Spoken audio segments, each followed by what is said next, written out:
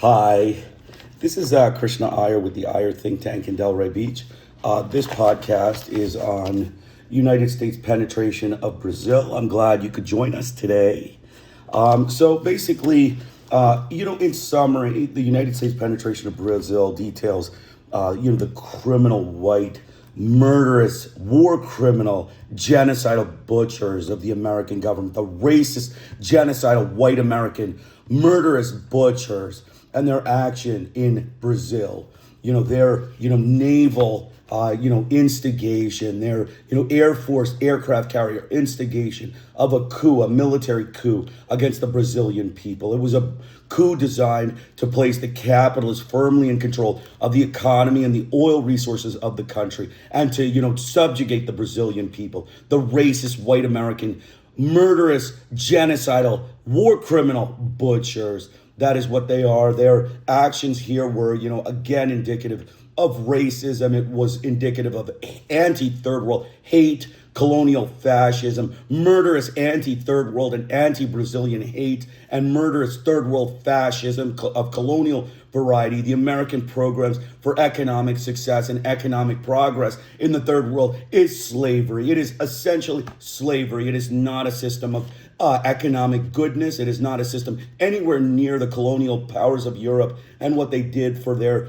colonies. Yes, there were many problems of European colonialism, but the American colonialism amounted essentially to slavery, anti-third world, anti-Brazilian slavery. And that is what ended up happening. And the war criminal, murderous white American, racist butchers, enslaved the third world peoples. Their, economic system and, quote unquote, capitalism was a slavery system. It was a system of slavery of the third world peoples. It was a system of slavery across the world for all of their colonies. They are colonial fascists and murderous white American racist butchers.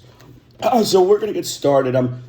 Again, there's a PDF of this book on my description section for the YouTube video. Please access that. It will be available, and you can download the book. I recommend strongly reading these books. The United States government's propaganda machine is just deliberate lies. They are frauds. They are capitalist white frauds. Their media is frauds. So you need to read the book and understand what actually happened and what the United States did and what they claim to have done, what they deny and what they actually have, been evidenced and proved to have been involved with and done to murder the Brazilian people. So let's get started. The U.S. government, gun-violent, racist, white murderous butchers had revered the trends of Jaoa Goulart of 1964, in which nationalization of oil, natural resources, including agribusiness, rubber, textiles, and mineral mining, were instituted by Brazilian law. The U.S. saw this nationalization as a threat to U.S. white fraud capitalist, racist enslavers of the large oil corporations and commodities of Brazil. Monopolistic fascist economic advantage for the U.S. companies and those of Europe allowed for unlimited extraction of the natural resources of Brazil at the expense of the Brazilian people. Similar to Robert Mcnamara, who reported that support of the Indonesian coup of 1965 had paid, quote unquote, great dividends for oil and natural resource monopolies in Indonesia. Similar to the Brazilian coup had paid great dividends to the Nazi murderous white butcher of genocide, Lyndon Johnson. The dissent following the denationalization was significant in the form of protests by scholars and intellectuals, as well as peasants of Brazil who were unable to buy food or get medical care. The protest was severely repressed by the United States genocidal technology provided to Brazil in the form of torture technology of electric shock, amputation hardware, spinal cord cracking hardware, surgical disembowlement technology provided in concert by Nazi American medical system, as well as burning with napalm and vomiting gases, which the U.S. government is openly in support of to subjugate third world peoples.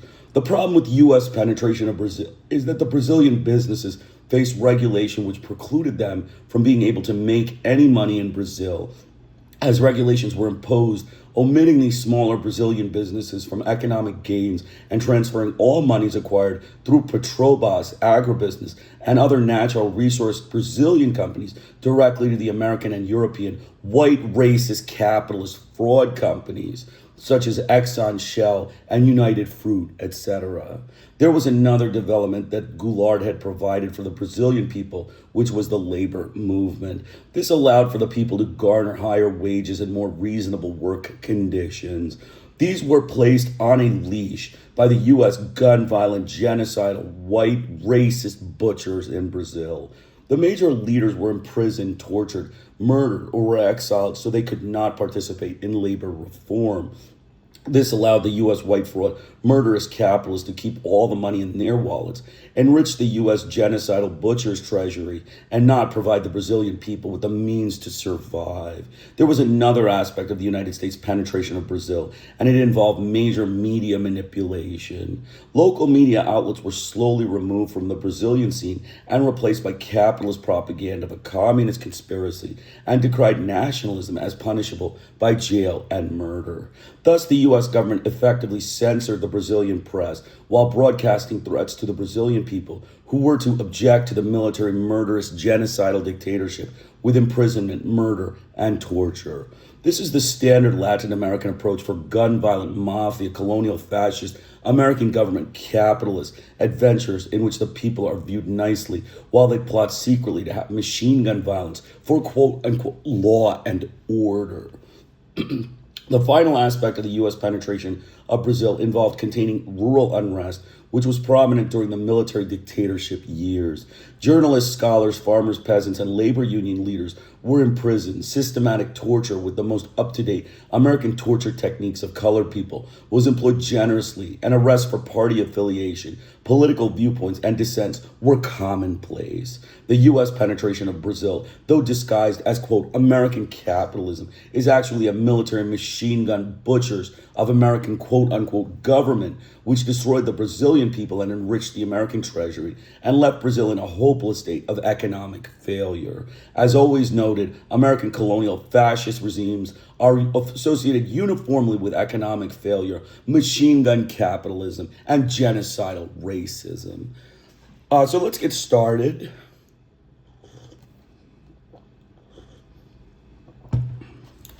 In light of the many factors, the extent of concern or panic freely admitted then and since by U.S. officials involved in making or implementing policy toward Brazil at the time of the 1964 coup, the verifiable extent of U.S. foreknowledge and encouragement of the coup, the circumstantial evidence of covert complicity, and the apparent willingness to resort to open armed intervention if opposition that Ambassador Gordon was able to assert to a congressional committee in 1966 that, quote, the Brazilian Revolution of 1964 was purely 100% Brazilian product, not a hidden U.S. product in any way, shape, or manner.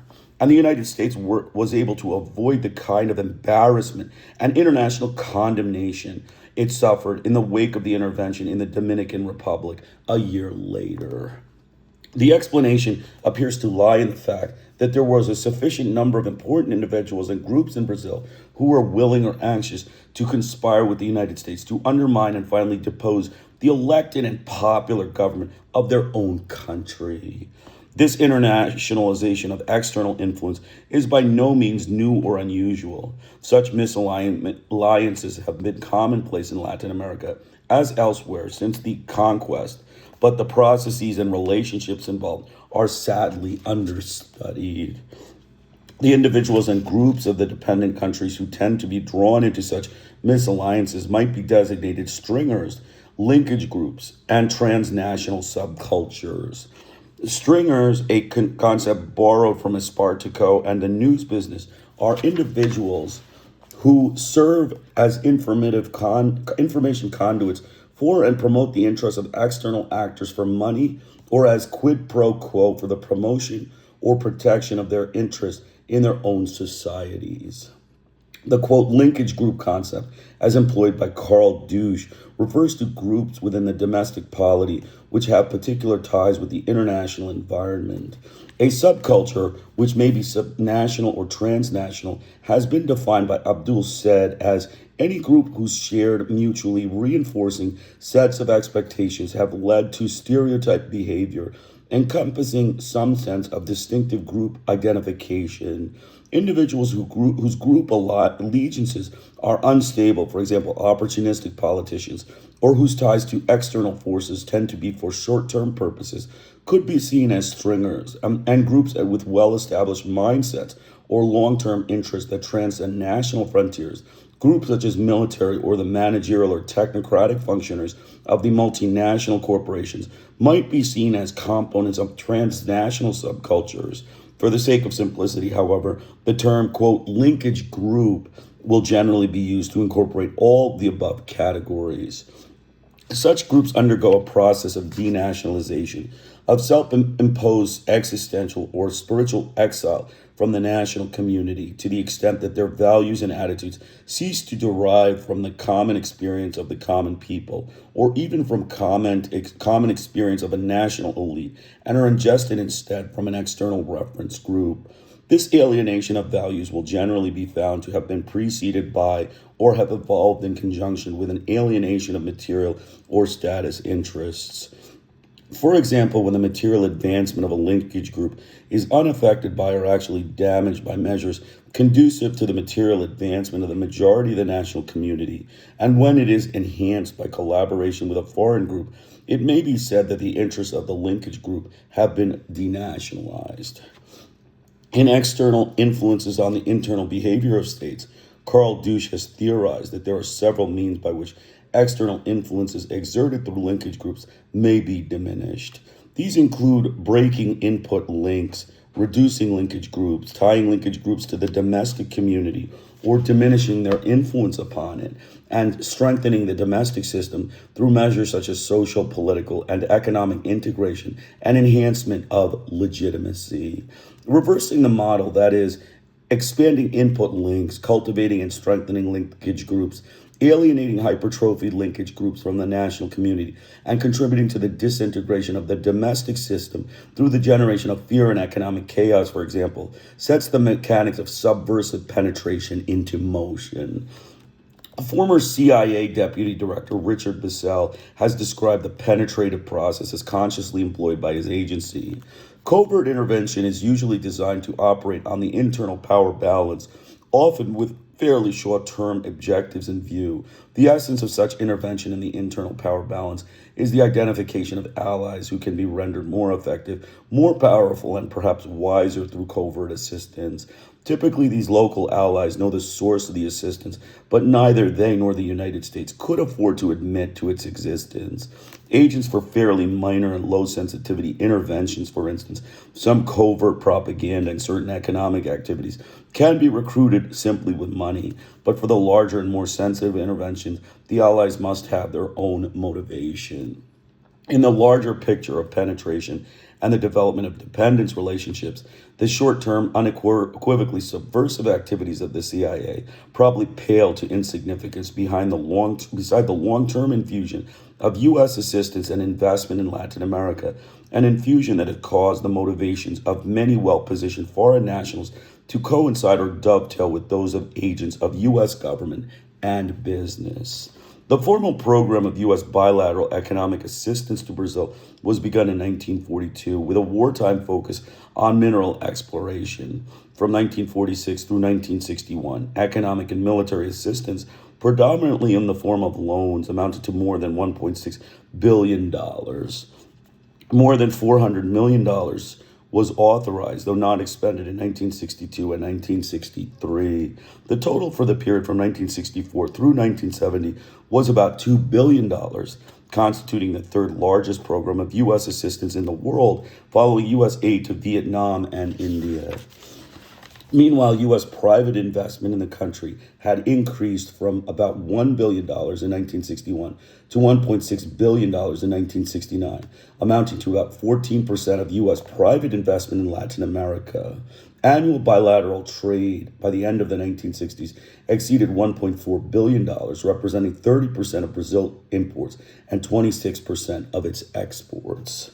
Senator Alan J. Allender was shocked and dismayed on his 1966 visit to Brazil to find that aside from embassy staff itself and Peace Corps volunteers, the total complement of U.S. personnel in the country had almost tripled in less than a decade, from 542 in fiscal year 1958 to 1,357 in 1967, including the 96-member embassy staff, 565 Peace Corps volunteers, and quite a list of agency attaches.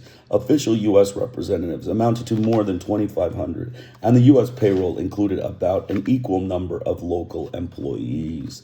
The ambassador John W. Tuthill, who assumed the post in 1966, was also appalled at the size of U.S. contingent in Brazil and over the vehement opposition of the departments and agencies involved, particularly the military.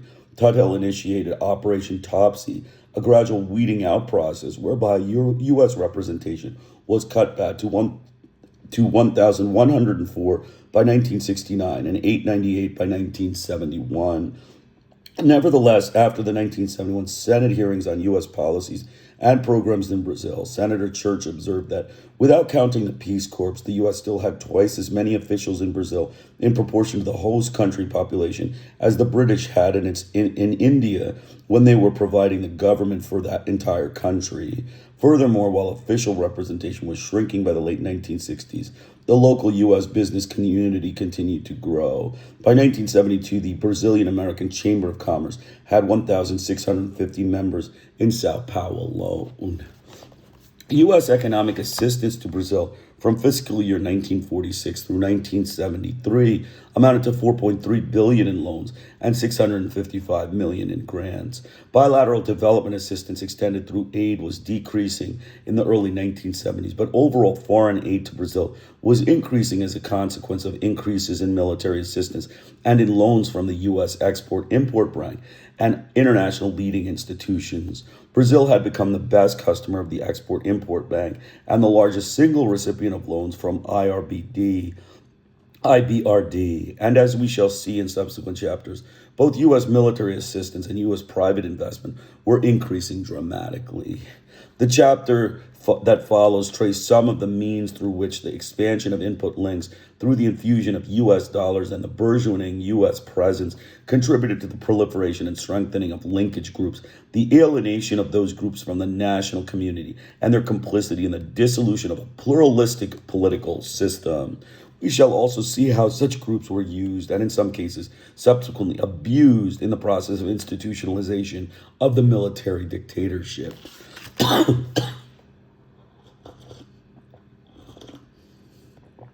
Electronic economics, co-optation of the political elites. Celso Furtado had asserted that for the United States to protect its investments and its military presence in Brazil, it must avoid having a government there that it cannot control. One of the means by which the United States has attempted to maintain control has been the exercise of a veto over groups to which a government or power contender might appeal, or from which it might accept support.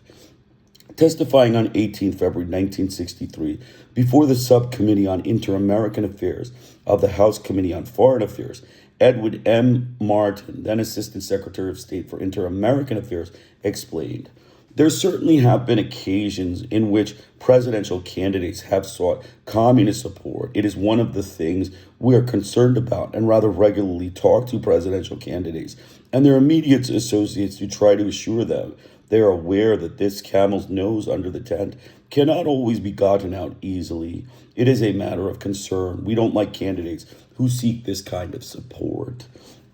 Other means of exercising control have included weakening a regime's supporters, strengthening its adversaries, and using carrot and stick leverage to sway the uncommitted. This chapter will deal with some of the means employed by the United States to co-opt political elites and to influence the outcome of elections in such a way as to weaken the Goulart government and strengthen its adversaries. Islands of insanity and centers of revolt.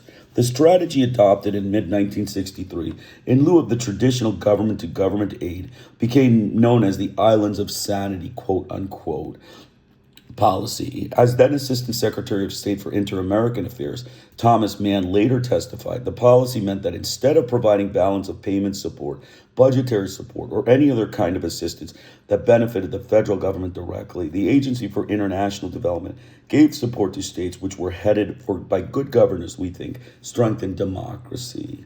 Ambassador Gordon, originator of the phrase Islands of Sanity, insisted that his own objective for the policy was to keep the Alliance for Progress projects going in Brazil, but he conceded to this author in 1975 that others, such as Thomas Mann, who were less committed to Alliance goals, apparently saw it primarily in political terms. Gordon acknowledged that there was no legislative authority for direct aid to state government or private entities, but he maintained that the aid agreements were cleared by Brazil's federal government. A General Accounting Office report issued in 1968 strongly criticized aid for deficiencies in both planning and implementation of 11 major capital projects involving more than $100 million in U.S. funds authorized between 1963 and 1965, 10 just prior to and one after the revolution. Aid's defense for its mismanagement of these projects was summed up by the GAO as follows. Aid considered that it was impossible to support a coherent economic and social program by the Brazilian government, and given the increasingly extremist political trends of the administration then ruling, Aid adopted a strategy of cooperation with individual Brazilian state governments, autonomous public agencies, and the private sector to the extent that this was possible. An aid official informed us that the accelerating rate of inflation had made the planning of projects virtually impossible. He further stated that overriding United States political and diplomatic interests had required the continuation of some financial assistance. This was a key part of the United States policy toward Brazil at the time. Aid believed that to implement that policy, it was essential to do a limited amount of lending to those state institutions with which it was possible to work out effective projects. Aid considered that political and economic conditions during 1964, 1965, and 1966 had improved immeasurably. In 1971 Senate hearings on U.S. policies and programs in Brazil, William A. Ellis, U.S. aid director in Brazil, testified that the project criticized by GAO had been part of a deliberate strategy to support state governors or regional institutions which were ready to cooperate with the United States in the development of these states or institutions under the Alliance for Progress. Further testimony of the matter is deleted from the public record. The Islands of Sanity policy apparently served as a catch-all categorization for most aspects of the political use of U.S. assistance in the period of a year or two preceding the coup, and its full scope remains a matter of speculation. Among the governors most frequently cited by scholars and journalists as beneficiaries of U.S. largesse in that period have been Carlos Lacerda of Guanabara, Jose de Magalia Pinto of Minas Gerais, Ademar de Barros of Sao Paulo, Cid Sampaio of Pernambuco, and Alucio Alves of Rio Grande del Norte. About half of the money involved in the 11 projects criticized by GAO was earmarked for the Northeast. Most of the remainder of the expenditures authorized before the coup were destined for the states of Guanabara and Minas Gerais. On the negative side, Miguel Arias apparently enjoyed top priority among intended victims of this immediately and specifically political use of economic assistance. By 1962, Arias, mayor of Red Cliff, had come to be considered the most effective advocate of radical change in the Northeast. He insisted this change could be achieved within the framework of the Constitution and without violence, but his critics labeled him as a communist and a dangerous subversive. His most controversial program was the literacy campaign in Red Cliff. It utilized a primer that contained such inflammatory phrases as democracy is a government of the people, by the people, and for the people. Arias was nominated by the Brazilian Labor Party for the governorship of Pernambuco. Elections were to be held in October, and the incumbent governor, Cid Sampaio, was prohibited by law from running for re-election. Sampaio was Arias' brother-in-law, but he was a member of the UDN, and he drew support from the economic elite of Pernambuco. Furthermore, Sampaio harbored hopes of running for national office in 1965, and he considered it essential that his party's candidate, João Goulart, succeeded him. He assigned another brother-in-law to serve as liaison between IBAD, which had established an office in Red Cliff early in the campaign, and the local Goulart forces. Circumventing the Superintendency for the Development of the Northeast Sudan on June 6, 1962, just as the Redcliffe Mission was beginning to function, U.S. aid signed a $1 million accord with Governor Sampaio for a cash program of school construction. It was funded apart from the $131 million encouraged by the U.S.-Brazilian Northeast Agreement, and according to Joseph Page, it amounted to a desperate and unsuccessful attempt on the part of U.S. aid to help defeat Miguel Arias. The North Americans in Redcliffe had supported Cleophas quite openly, and CIA agents had confidently predicted an easy win for him, in part because their imperfect group of Portuguese forced the North Americans to rely heavily on information from the relatively few Northeasterners, mostly upper class, who could speak English. The electoral victory of Arias convinced the American colony that the communists were about to take over the state. Page maintains there was never a hint of state policy of harassment against Americans, but Arias made no secret of his resentment of U.S. policies and attitudes. At one point he said, "You talk of us as if we were an international menace, and what we are is a poor region full of suffering and human problems." Arias was informed shortly after he took office that the U.S. aid was prepared to work with him on the agreement that had been signed by his predecessor. But Arias did not see these accords as an unmixed blessing. He noted that by parceling out its aid among various projects in Pernambuco, each of which it finances only in relatively small part, the U.S. aid mission was demanding and getting control over the entire state financial and administrative apparatus concerned with these projects. Particularly disturbed by the fact that the U.S. government was thereby dictating Pernambuco's state educational policy, Arias appointed a study group to re-examine the accords. The group found them to be in violation of both the Brazilian Constitution, which reserves official relations with the foreign governments to the federal government, and of the Northeast Agreement, which by the Brazilian interpretation would have required the participation of Sudan. Arias, following the recommendation of a study group, abrogated the accords. Apart from Pernambuco and Rio Grande del Norte, the islands of the Sanity, most highly favored by the United States, were Guanabara, governed by Carlos Lacerda, Minas Gerais, governed by Jose Magalhães Pinto, and Sao Paulo, governed by Ademar de Barros. Defending against GAO's criticisms of a loan authorized on September 17, 1962, of $4 million to the Industrial Development Bank's COPEG of Guanabara, U.S. aid noted that the governor of the state of Guanabara was then Carlos Lacerda, who had an active development plan for the state, was an able administrator, and was favorably disposed to the U.S. Aid maintained that the loan was made by the expectation that the federal government would provide an exchange risk guarantee for the project, a claim which the GAO found dubious. No federal guarantee was obtained until after the revolution, but aid explained that given the developing political situation in Brazil, the key role played by the governor Lacerda, it was deemed inadvisable to deobligate the loan.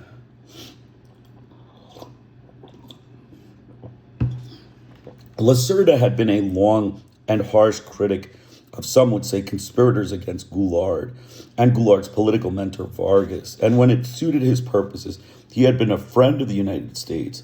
Initially one of Quadro's strongest supporters, Lacerda had broken with him and publicly criticized his foreign policies by August 1961.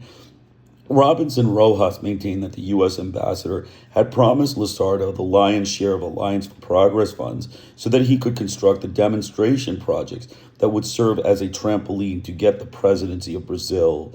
Rojas observed that from the end of 1961 until 1963, the state of Guanabara, with 4 million inhabitants and the highest standards of living in the 22 states of Brazil, received from the U.S. $71 million, which was spent on works bearing the enormous sign, Works of the Government of Carlos Lacerda. By way of comparison, Rojas noted that the Northeast, with a population of 20 million and a standard of living among the lowest in the world, received the same period only $13 million in U.S. assistance. Jean-Marc Vanderweide, who later became president of the National Student Union and suffered imprisonment and torture in the hands of the revolutionary government, told this author that in 1964, as a teenager, he had been recruited to serve with one of a number of armed groups organized by the management of American Light and Power to support Lacerda. He was stationed at Lacerda's palace on the night of the coup, on the night the coup got underway.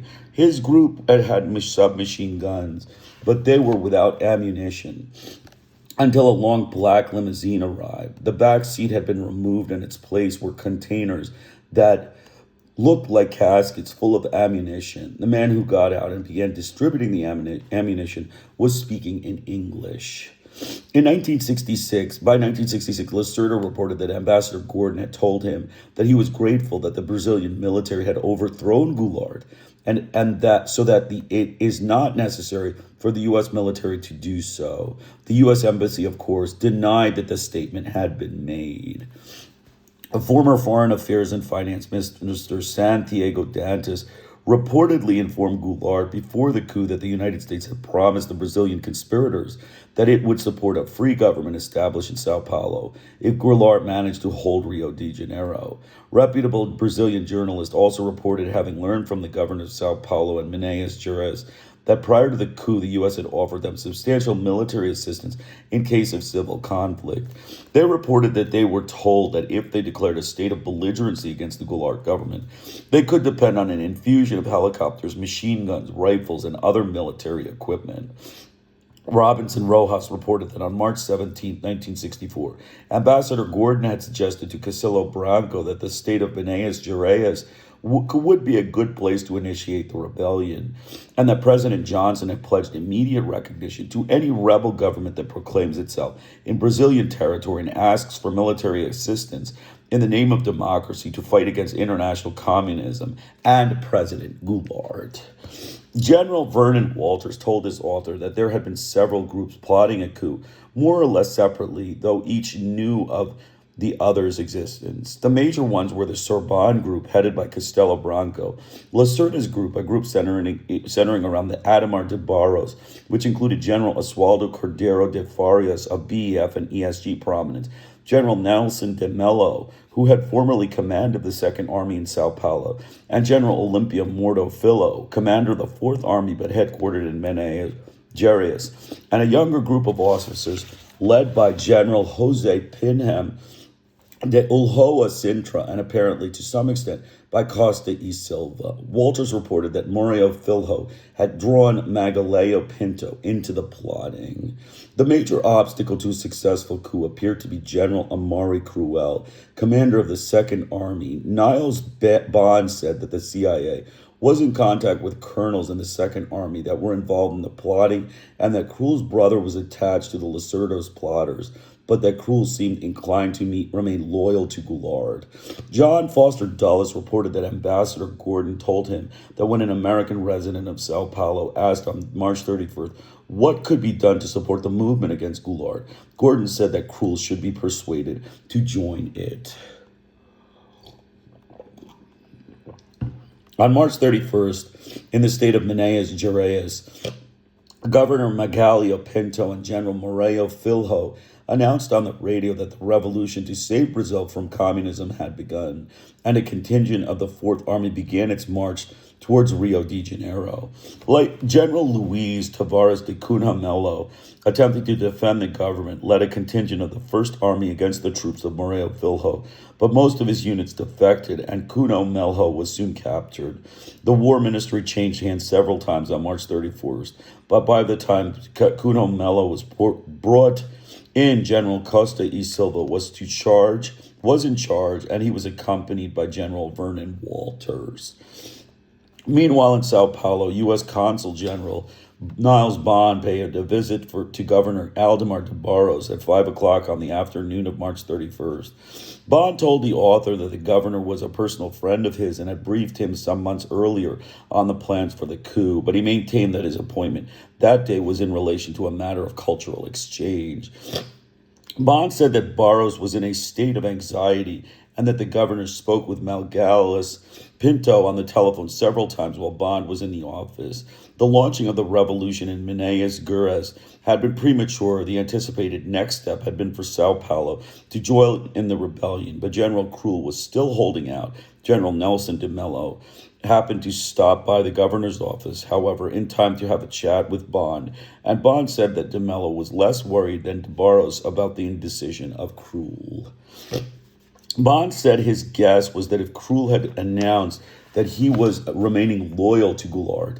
He would have been arrested by Nelson de Mello and his loyalists, and de Mello would have taken control of the Second Army. General Walters said that, in fact, Nelson de Mello went down to arrest Krul and replace him, but Krul's brother ultimately bridged the gap. Just after midnight on April 1st, Krul announced on the radio his adherence to the revolution.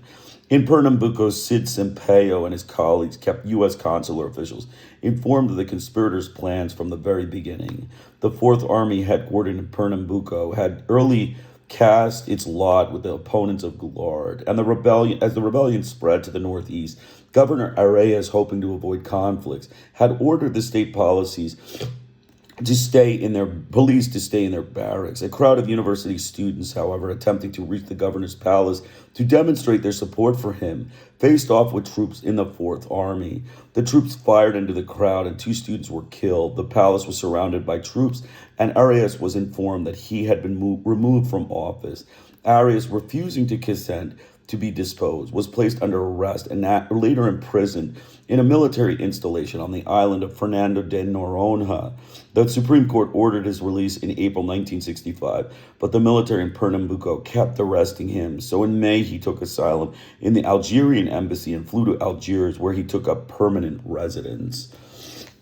Much has been written about the tendency for revolutions to consume their own children. The case of Brazil suggests that the same may be true of counter-revolutions. Cid Sampaio, feeling that he was in line for a major appointment, had cast a covetous eye on the directorship of Sudene, and his ambitions clashed with those of an old adversary, General Cordero de Farias. The latter not only vetoed any appointment for Sampaio, but also threatened to prosecute him or deprive him of his political rights. General Walters said that the U.S. Embassy had expected Carlos Lacerda to succeed Castelo Branco in the presidency, and Lacerda had retarded the return of civilian government by behaving strangely. Only a year after the coup, Lacerda described the new politics of technocrats, clasping a neo-colonialist concept of Brazil. In 1967, he noted a growing current of anti-Americanism in Brazil because the United States had been, quote, indiscreet in interfering in Brazilian political affairs and unwise in business and aid relationships, indicating the U.S. Embassy and the CIA, he added. I am convinced that the U.S. helped with the 1964 revolution. By the end of the decade, Lacerda, Aloysio Alves, and Ademar de Barros had been deprived of their political rights. Miguel A's Pinta fared better than most of his civilian co-conspirators. He became the 3rd Foreign Affairs Minister of the revolutionary government. By 1973, however, he too was publicly bemoaning the loss of liberty in a speech before the Senate on the 3rd anniversary of the Manifesto dos Mineiros of 1943. He read those parts of the manifesto which he demanded the return of constitutional guarantees. He asserted that the manifesto was relevant to the present situation and that in the making of this speech, he was symbolically signing it again. The Brazilian Institute of Democratic Action, converging in support of some of the same individuals served by the Islands of Sanity policy, but operating on a much broader scale, was an organization or organizational complex known as the Brazilian Institute of Democratic Action, Instituto Brasileiro de Ação Democrático, IBAD. This organization, founded in 1959 with the alleged objective of defending democracy, penetrated or established links with virtually all of the groups having an obvious input into the political process, among them holders or aspirant holders of elective or appointive office, the communications media, the military and student and labor groups. IBAD itself apparently had little active member participation. It served largely as a conduit of funds to ideologically comparable associations and individuals. It was alleged that the Institute of Research and Social Studies, Institute de Pesquisas Estudios Sociais IPES, for example, was among its beneficiaries. By 1982, the Brazilian Institute of Democratic Action had spawned 2 subsidiaries with greater functional specificity, while IBAD itself continued to serve as the conduit of massive funds and the fount of ideologic guidance. Democratic Popular Action, ADEP, handled electoral campaigns and sales promotion better known simply as promotion, served as the publicity agency for the political ideas and candidates. IBAD and ADEP shared offices and administrative personnel. Nevertheless, Ivan Haslocker, who by his own admission served as director and president of both IBAD and Promotion and was the most important member of the National Board of ADEP, staunchly maintained that there was no connection between these three organizations. ADEP, along with the parent IBAD, achieved notoriety during the electoral campaign of 1962 when it recruited and funded the campaigns of about 250 candidates for federal deputy, 15 for the federal Senate, and 600 for state deputy, and contributed to the support of 8 candidates for governorship and an indefinite number of candidates for municipal office. The criteria for selection as beneficiary of IBAD's largesse was not partisan, but ideologic. Candidates were reportedly required to sign a compromiso ideologico, which pledged them to place their loyalty to IBAD above loyalty to party, to fight communism, and to defend foreign investment. The unprecedented amounts of money being expended by IBAD and its subsidiaries, more than 5 billion cruzeros, or about $12,500,000 in the 1962 campaign alone, aroused widespread suspicion concerning the national origin of that money. In 1983, a Congressional Commission of Inquiry, Comissio Parlamentar de Inquérito, CPI, was established to investigate the modus operandi of the source of funding of both IPAD and IPES. The commission was handicapped from the beginning in that the majority of its members had been beneficiaries of IBAD. Nevertheless, the investigation clearly established that IBAD and its subsidiaries had been responsible for a terrible and unprecedented process of electoral corruption. The fact that many of the messages among the operatives were in code and were accompanied by instructions to tear up and burn struck some commission members as circumstantial evidence of illegal operations. The commission was dissolved before the funding could be traced to its ultimate sources, but circumstantial evidence that the sources was external was strong. Haslocker initially maintained that his operations were funded by these 70 industrial and commercial firms of Rio de Janeiro and Sao Paulo, but he refused to name them, and no national firm or businessmen's association would admit to having contributed. He later revised his story and asserted that the money had been contributed by 126 individuals, mainly Paulistas, but he still refused to name any of them. He also maintained that a considerable amount of the money arrived in the form of anonymous contributions through the mail. Several persons intimately associated with the country's wealthy families and the national business community testified that it was highly unlikely that such sums could have been raised from national sources alone. Castillo Cabral, who was offered the directorship of entity that became ADA, testified that he turned down the offer because he would be expected to defend foreign capital. Cabral also pointed out that he had been given an initial offer of 1 billion cruzeros, about $2,500,000 for the job. The offer was later confirmed by Haslocker, and he noted that Haslocker had no traceable background to Brazilian politics, business, finance, or any of the national professions, a circumstance which led Cabral to believe that foreign interests were behind the operation. Haslocker's principal deputy, Frutoso Assorto Filho, a former employee of a foreign oil company, testified to the Congressional Commission that no one in IBAD knew this actual source of the funds, that Ivan scarcely knows himself. He admitted, however, that 339 cruzeros had been allocated to the Northeast alone, and that in Pernambuco, the state where the most money had been spent, expenditures were in accordance with the directives of Governor Cid Sampaio.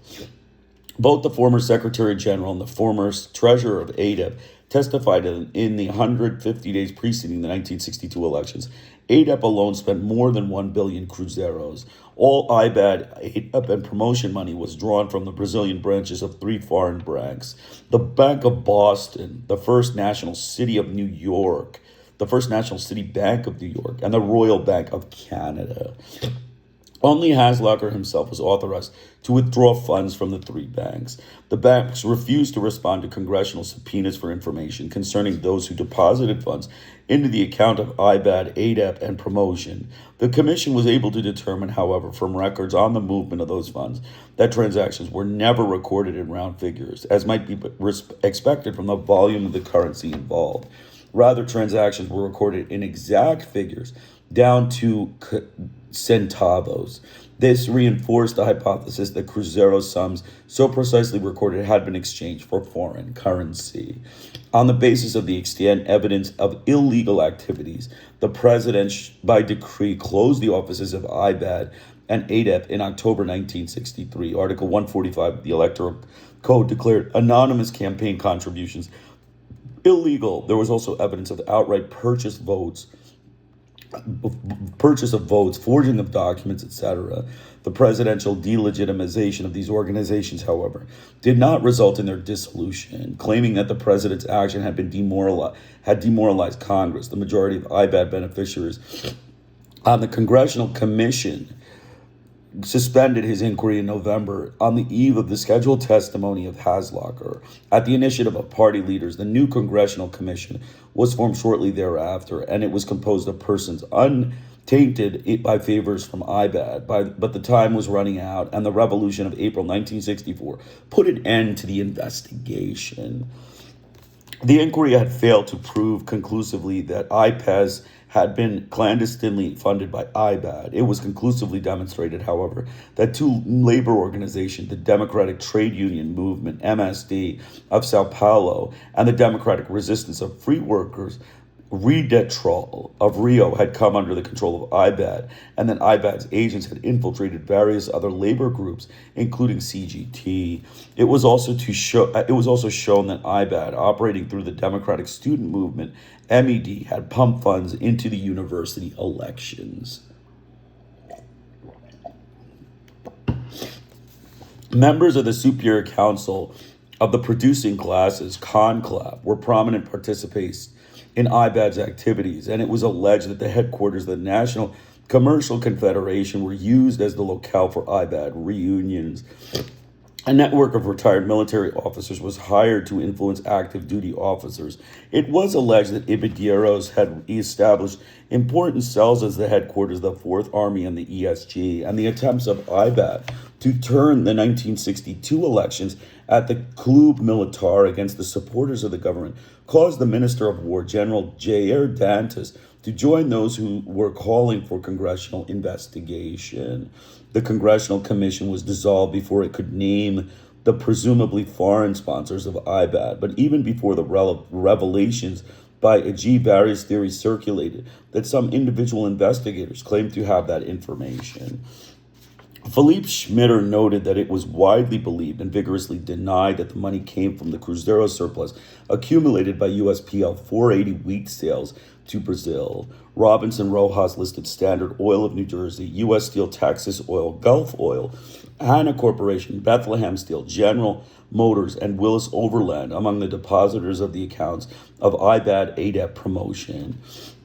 Jean-Marc van der Waals maintained that more than 100 foreign enterprises and some national ones were involved in financing the institute, and that the Rockefeller Group, IBEC, was one of the major benefactors. Niles Bond, asked by this author if IBAD had been funded by the CIA, responded, "I don't know who else would have been funding them." By 1975, former CIA agent Philip Agee confirmed many of the findings and suspicions of the Brazilian Congressional Commission. The entry in his diary for February 10, 1964, includes this observation: operations in Brazil haven't been helped by the Brazilian parliamentary investigations into the massive 1962 electoral operation that began last May and is still continuing in the courts. The investigation revealed that one of Rio Statin's main political action operations, the Brazilian Institute for Democratic Action, and a related organization called Popular Democratic Action, spent during the 1962 electoral campaign at least the equivalent of some $12 million financing anti-communist candidates, and possibly as much as $20 million. The Parliamentary Investigating Commission was controlled somewhat by 5 of its 9 members were themselves recipients of IBAD and ADEP funds, but only the refusal of the First National Citibank, the Bank of Boston, and the Royal Bank of Canada revealed the foreign source of funds deposited for IBAD and ADEP kept the lid from blowing off.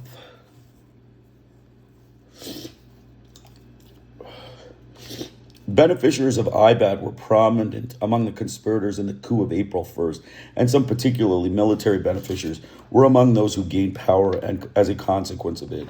The purging of the Congress left the Abadianos with greater strength in that it crippled the body. The Journal do Brazil stated on September 6, 1965, that 80 deputies had been subsidized by IBAD. It also identified the Minister of Aviation, Marshal Juarez Tavora, and the Minister of Industry of Commerce, Daniel Ferrazo, as IBAD beneficiaries. And what of those members of the Congressional Commission who had made relentless effort to trace IBAD money to its source, question mark? The head of that commission in the spring of 1964 was Rubens Baroid Paiva. Paiva was among those who lost their legislative seats and their political rights in the first wave of cassations after the coup. Later that year, he assumed the editorship of Ultima Hora. After the super coup of December 1968 and the tightening of press censorship, he decided the attempts at journalism were useless, so he returned to the engineering business for which he had been trained. On January 20th, 1971, he was arrested along with his wife and 16-year-old daughter. His wife and daughter were subsequently released, but they have heard nothing since from him. Other prisoners released later reported having seen Paiva in bad condition, apparently from beatings and torture. The army was still denying 2 months later that it had Paiva in custody, but it was reported in the Washington Post that the army had returned his clothing and personal effects to his wife. Doubtless, the full scope of the efforts on the part of the United States to win or strengthen allies and to defeat or undermine adversaries among the political elites in Brazil in the early 1960s extends beyond what has become public knowledge through such piecemeal revelations. And we remain obliged to deal with the assortment of plausible and implausible denials from U.S. officialdom. It seems clear, however, that aid project loans and CIA funds channeled through organizations such as IBET were used for those purposes. Such efforts were not in themselves universally successful. If it had appeared to the foreign and domestic opponents of Goulart that through financing, that the leftward trend of political development could be reversed merely through financing electoral campaigns and co-opting political elites, the use of violence probably would not have been found necessary. Nevertheless, the climate of distrust and crisis generated during the 1962 campaign and thereafter, and the adherence of several governors of states that had been designated islands of sanity to the move to depose Goulart were important factors in the disaggregation of the state that facilitated the military takeover.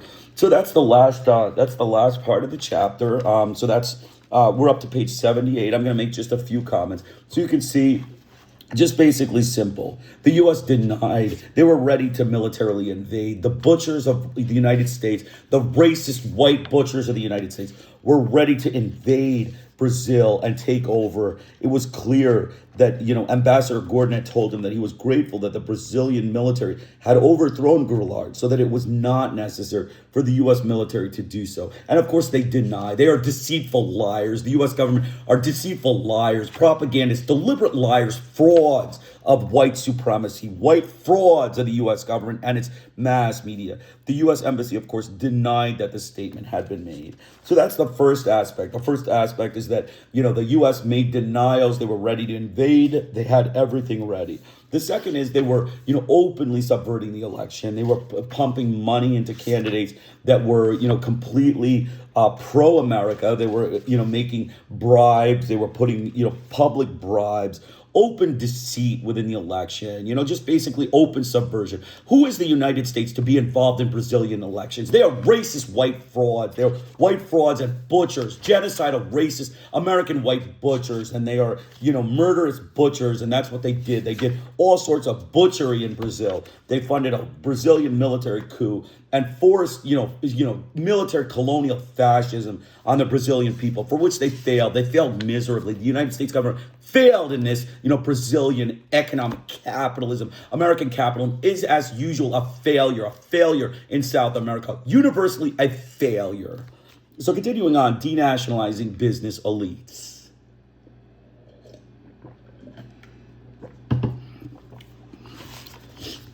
The assertion of national control over basic natural resources, as well as a more general assertion of control over the productive capacity of the economy, had been seen by the Goulart government as a prerequisite to the redistribution of income.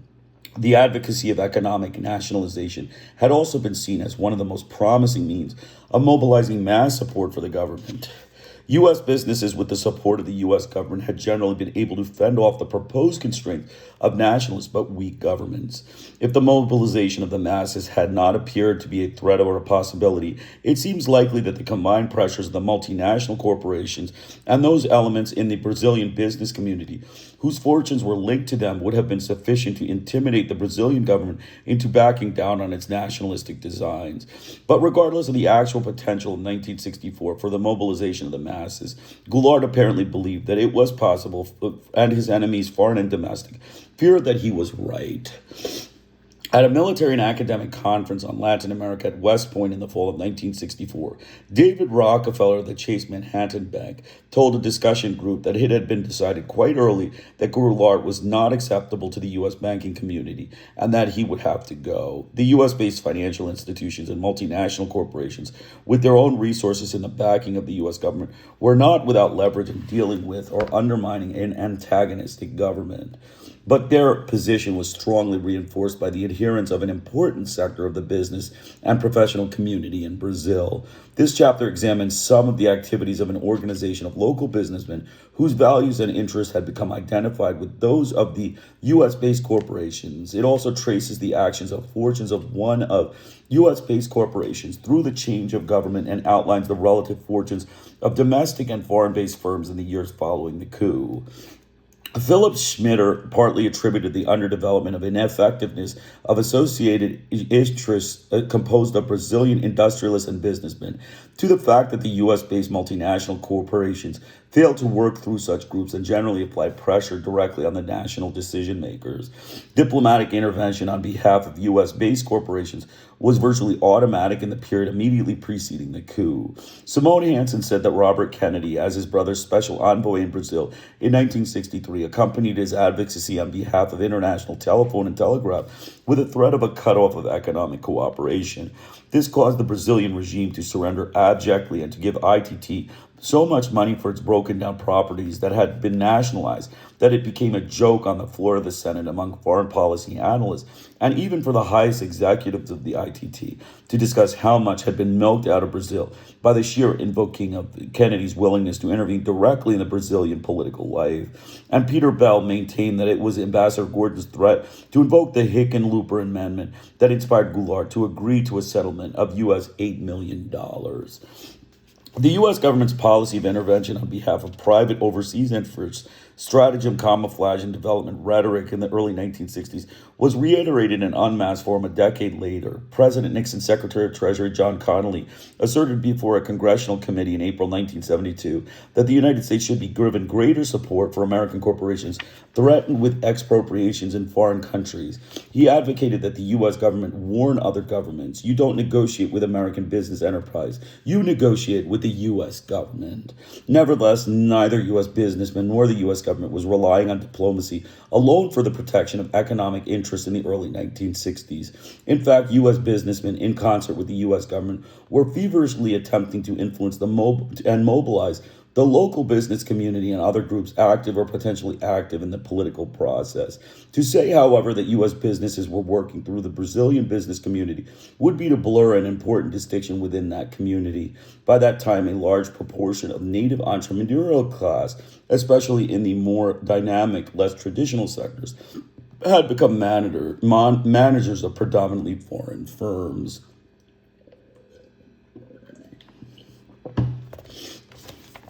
A recent study of multinational corporations by Lewis Turner concluded that such corporations create, in the so-called underdeveloped countries, local elites whose tastes and standards of living are imitative of the status system of more highly industrialized countries and whose attention is distracted from the interests of their own people. And James R. Kurtz saw this co-optation, leading to a new sort of international with its own ideology centered in post-industrial America, but including businessmen, managers, and technocrats from all industrial nations.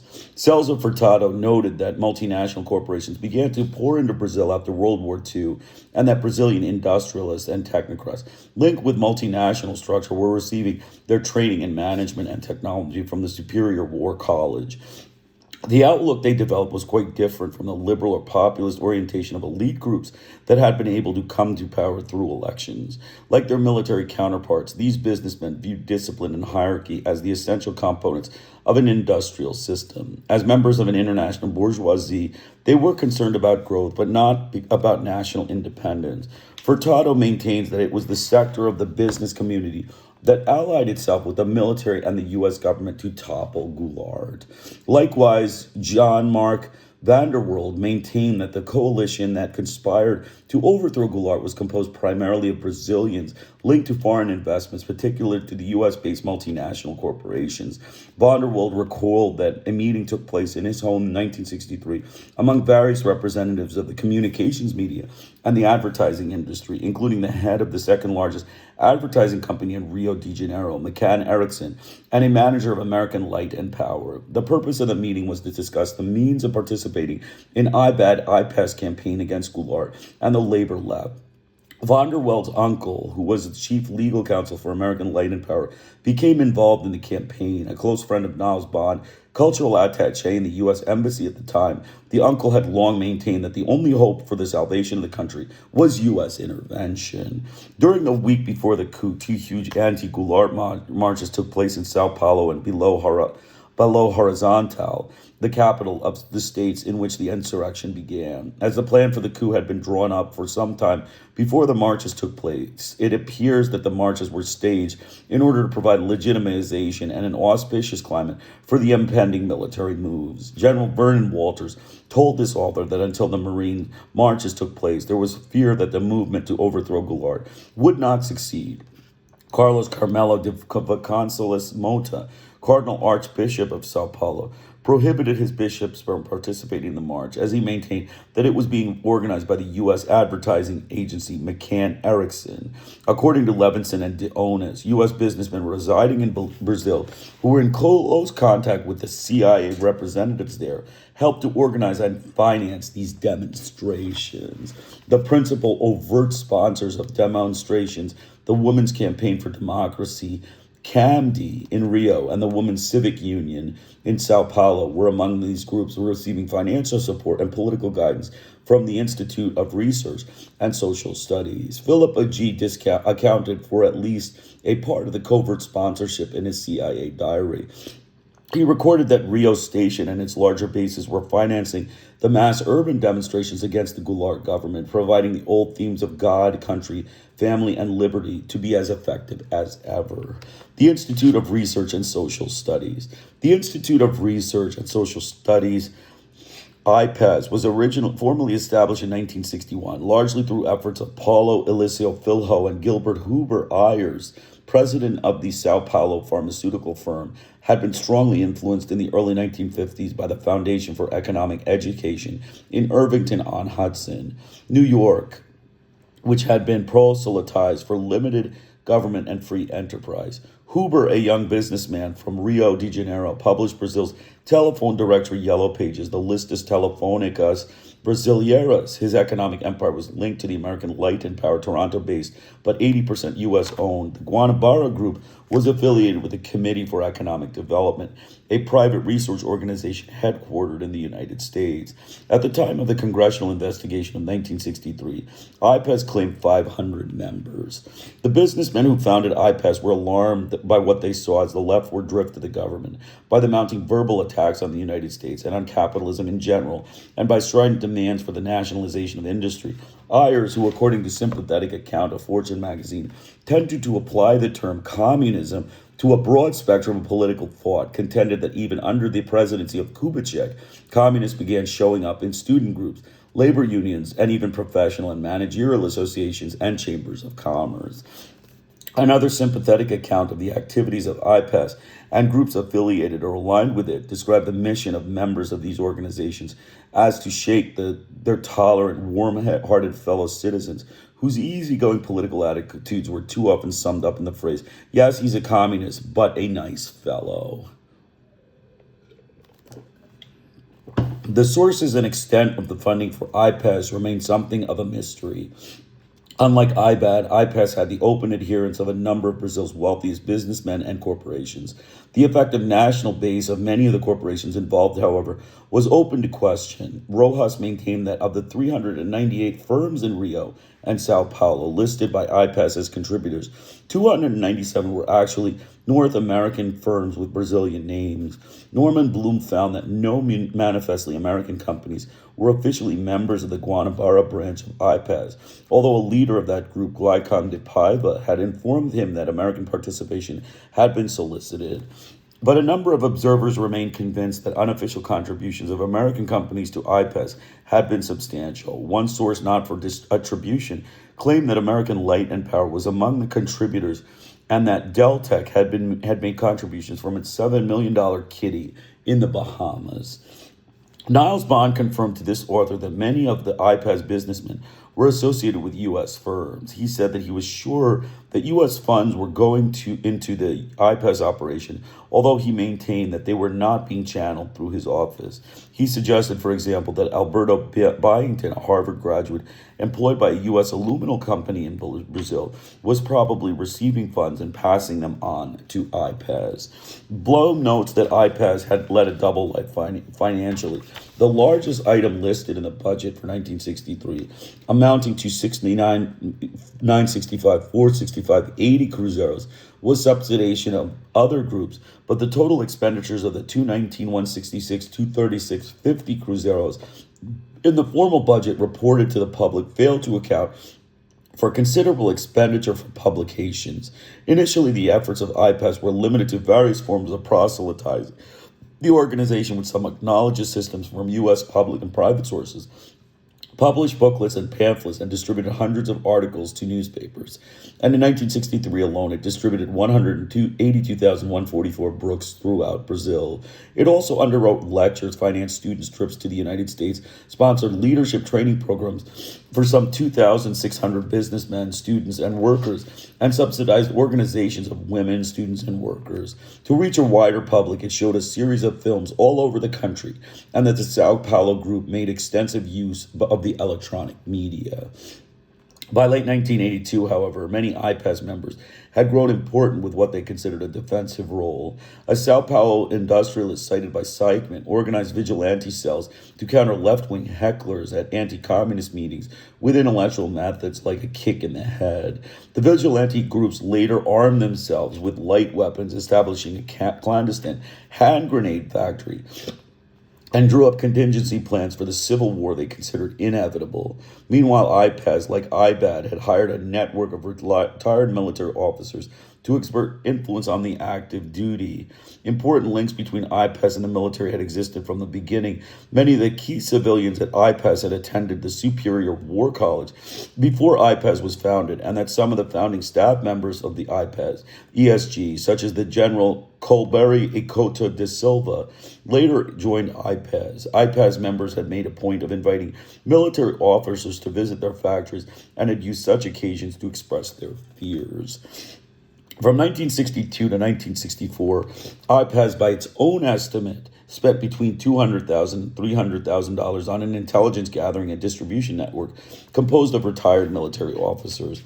This network, headed by General Goulart, was designated the Research Group. Its mission was to monitor communist influence on the government and distribute its findings clandestinely to key active duty officers throughout the country. It also produced literature for general distribution. Such literature, circulated without identification of source, included a chart that identified communist groups and their leaders. A prime mover in the military IPES liaison from early 1963 was Lieutenant Colonel Rubens Russell, then stationed in the Sao Paulo headquarters of the Second Army. He had been seen action with the Brazilian Expeditionary Force, which fought as part of the U.S. Fifth Army in Italy in World War II. Russell sought to make BEF the moving force among the military conspirators. The movement by mid-1963, aimed unequivocally at ousting Goulart, had been strengthened by the adherents of the Mesquita family, owners of the prestigious daily newspaper O Estado de São Paulo, and Ademar de Barros, governor of the state of São Paulo, who commanded a well-trained and well-equipped militia of some 40,000 men. The Mosquito Group alone had some $110,000 on U.S. weapons, U.S. made, according to a journalist who claims to have seen some of them. And upper and middle class residential areas of Sao Paulo had been organized on block by block basis. Extra stores of gasoline were obtained and slashed in industrial lots around Sao Paulo, and a supply of U.S. food for peace discovered on the docks of Santos was stored. The conspirators calculated at this point that that even in the event of civil war, they could hold out for 90 days, but they assumed that after that they would need outside help. A much quoted article in Fortune magazine, sympathetic to the revolution, counted that the Mosquito Group sent an emissary to Ambassador Gordon in the spring of 1964 to ascertain what the U.S. position would be if civil war broke out. The emissary reported back that Gordon was cautious and diplomatic, but that he had left the impression that if the Paulistas could hold out for 48 hours, they would get U.S. recognition and help. Gordon told this author that some of the members of IPES had been friends of his since he became ambassador, and that he had been aware of that they were engaged in an attempt to undermine the government, including putting pressure on Governor Ademar de Barros and General Amory Krul, although Gordon said that he was not aware before the coup of all their activities. He claimed that he had made no promises to those who approached him seeking U.S. support. But he added that they had good reason to believe that the embassy would be sympathetic, and as he told them that Goulart was mismanaging the economy and that he suspected Goulart of plotting a takeover. Many of the civilians recruited by the military government established after the coup were drawn from the ranks of IPES. And the ideological influence of IPES was apparent in the policies adopted by the new government. One of the companies that benefited most immediately from the policies was the Hana Mining Company. Since the revolution of Guanabara branch of IPES had become highly dependent on the financial contributions of companies of the Antunes Group, which is engaged in large-scale joint ventures with the Hana Mining Company and other foreign enterprises. The Hana Mining Company in Brazil. Brazilians have long assumed partially on faith and that their national territory was a cornucopia of mineral wealth. Not surprisingly, then, one of the earliest and most forcefully articulated issues of Brazilian nationalists was the assertion of control over mineral resources. The 1954 Mineral Code, which was classified subsoil rights as public domain, was an outgrowth of this concern. In the mid-1950s, U.S. interests began to pressure the Brazilian government to allow U.S. Air Force to renew its wartime aerial geodetic photographic mapping survey program in Brazil. But these efforts were successfully withstood through country counter pressures from nationalists until the coup of 1964. And the Goulart government had stated its intentions of establishing a national monopoly over the exploitation of minerals. A conflict between Hana Mining Company and the Brazilian government, one that had been escalating for several years, was being viewed as a test case in the period just before the coup. In 1956, Hana had purchased majority interest in the English gold mining company, whose landholding claim dated back to 1833. The claim in Minas Gerais included land later found to contain one of the richest iron ore deposits in Brazil. The most formidable opposition to Hana's claims arose from the government-controlled iron ore company Companhia Velo del Rio Doce. In response to the company's objections, the Brazilian Congress launched an investigation of the claim, and in 1961, Quadros initiated an executive branch investigation of the legal ramifications of the issue. In 1962, Goulart used the case developed by his predecessor's government as the basis for an expropriation decree. Even before Hana itself protested, the U.S. government issued an official protest. Apparently unwittingly, the protest note listed the president of the company, Lucas Lopez. Lopez's association with Hana had not been generally known, and it was a matter of great interest to Brazilian nationalists, as Lopez had served in Kubitschek's cabinet at the time when Hana had received generous concessions. Hana, which by this time controlled 7 other enterprises in Brazil, challenged the decree in the Brazilian courts. At the time of the 1964 coup, the case had reached the Federal Court of Appeals, which was expected to uphold the executive branch. Meanwhile, Hana was not lacking in influential backers or forums for the expression of its views on the merits of its case, as well as of the general situation of Brazil. In 1963, for example, Hana, along with Walter Lawson, funded a conference on the political military defense of Latin America at Arizona State University Bureau of Governmental Research. A participant in that conference, U.S. Army General Lieutenant Theodore Witkoff warned that the communists all over Latin America were getting ready to strike when the time is right, and that an anti-communist counteroffensive may provide a better defense for the free peoples and institutions than any passive measures. Hanna's contribution to this defense for free peoples included the provision of trucks for the Minas Gerais troops that launched the revolution. The third largest iron ore producer in the United States, Hanna was only a part of a much larger Cleveland-based industrial complex, which included National Steel, fifth largest U.S. steel producer, Consolidated Coal, the largest U.S. coal producer, and Chrysler, the third largest automobile producer and the fifth largest U.S. corporation. Furthermore, Hanna had interlocking directorates with some of the major financial, industrial, and commercial complexes with operations in Brazil, including the Rockefeller Group, the Mellon Complex, Morgan Guarantee Trust Company, and General Electric. The complex of which Hanna was laid a part had long served as a major fundraiser for the Republican Party in the United States. George Humphrey, who was partner for Hanna Mining Company in 1920s, had carried out an aggressive policy of expansion, served as Secretary of the Treasury during the presidency of Eisenhower. While serving in that post, he dispatched his cabinet cohort son, John Foster Dulles, to organize Hanna's operations in Brazil.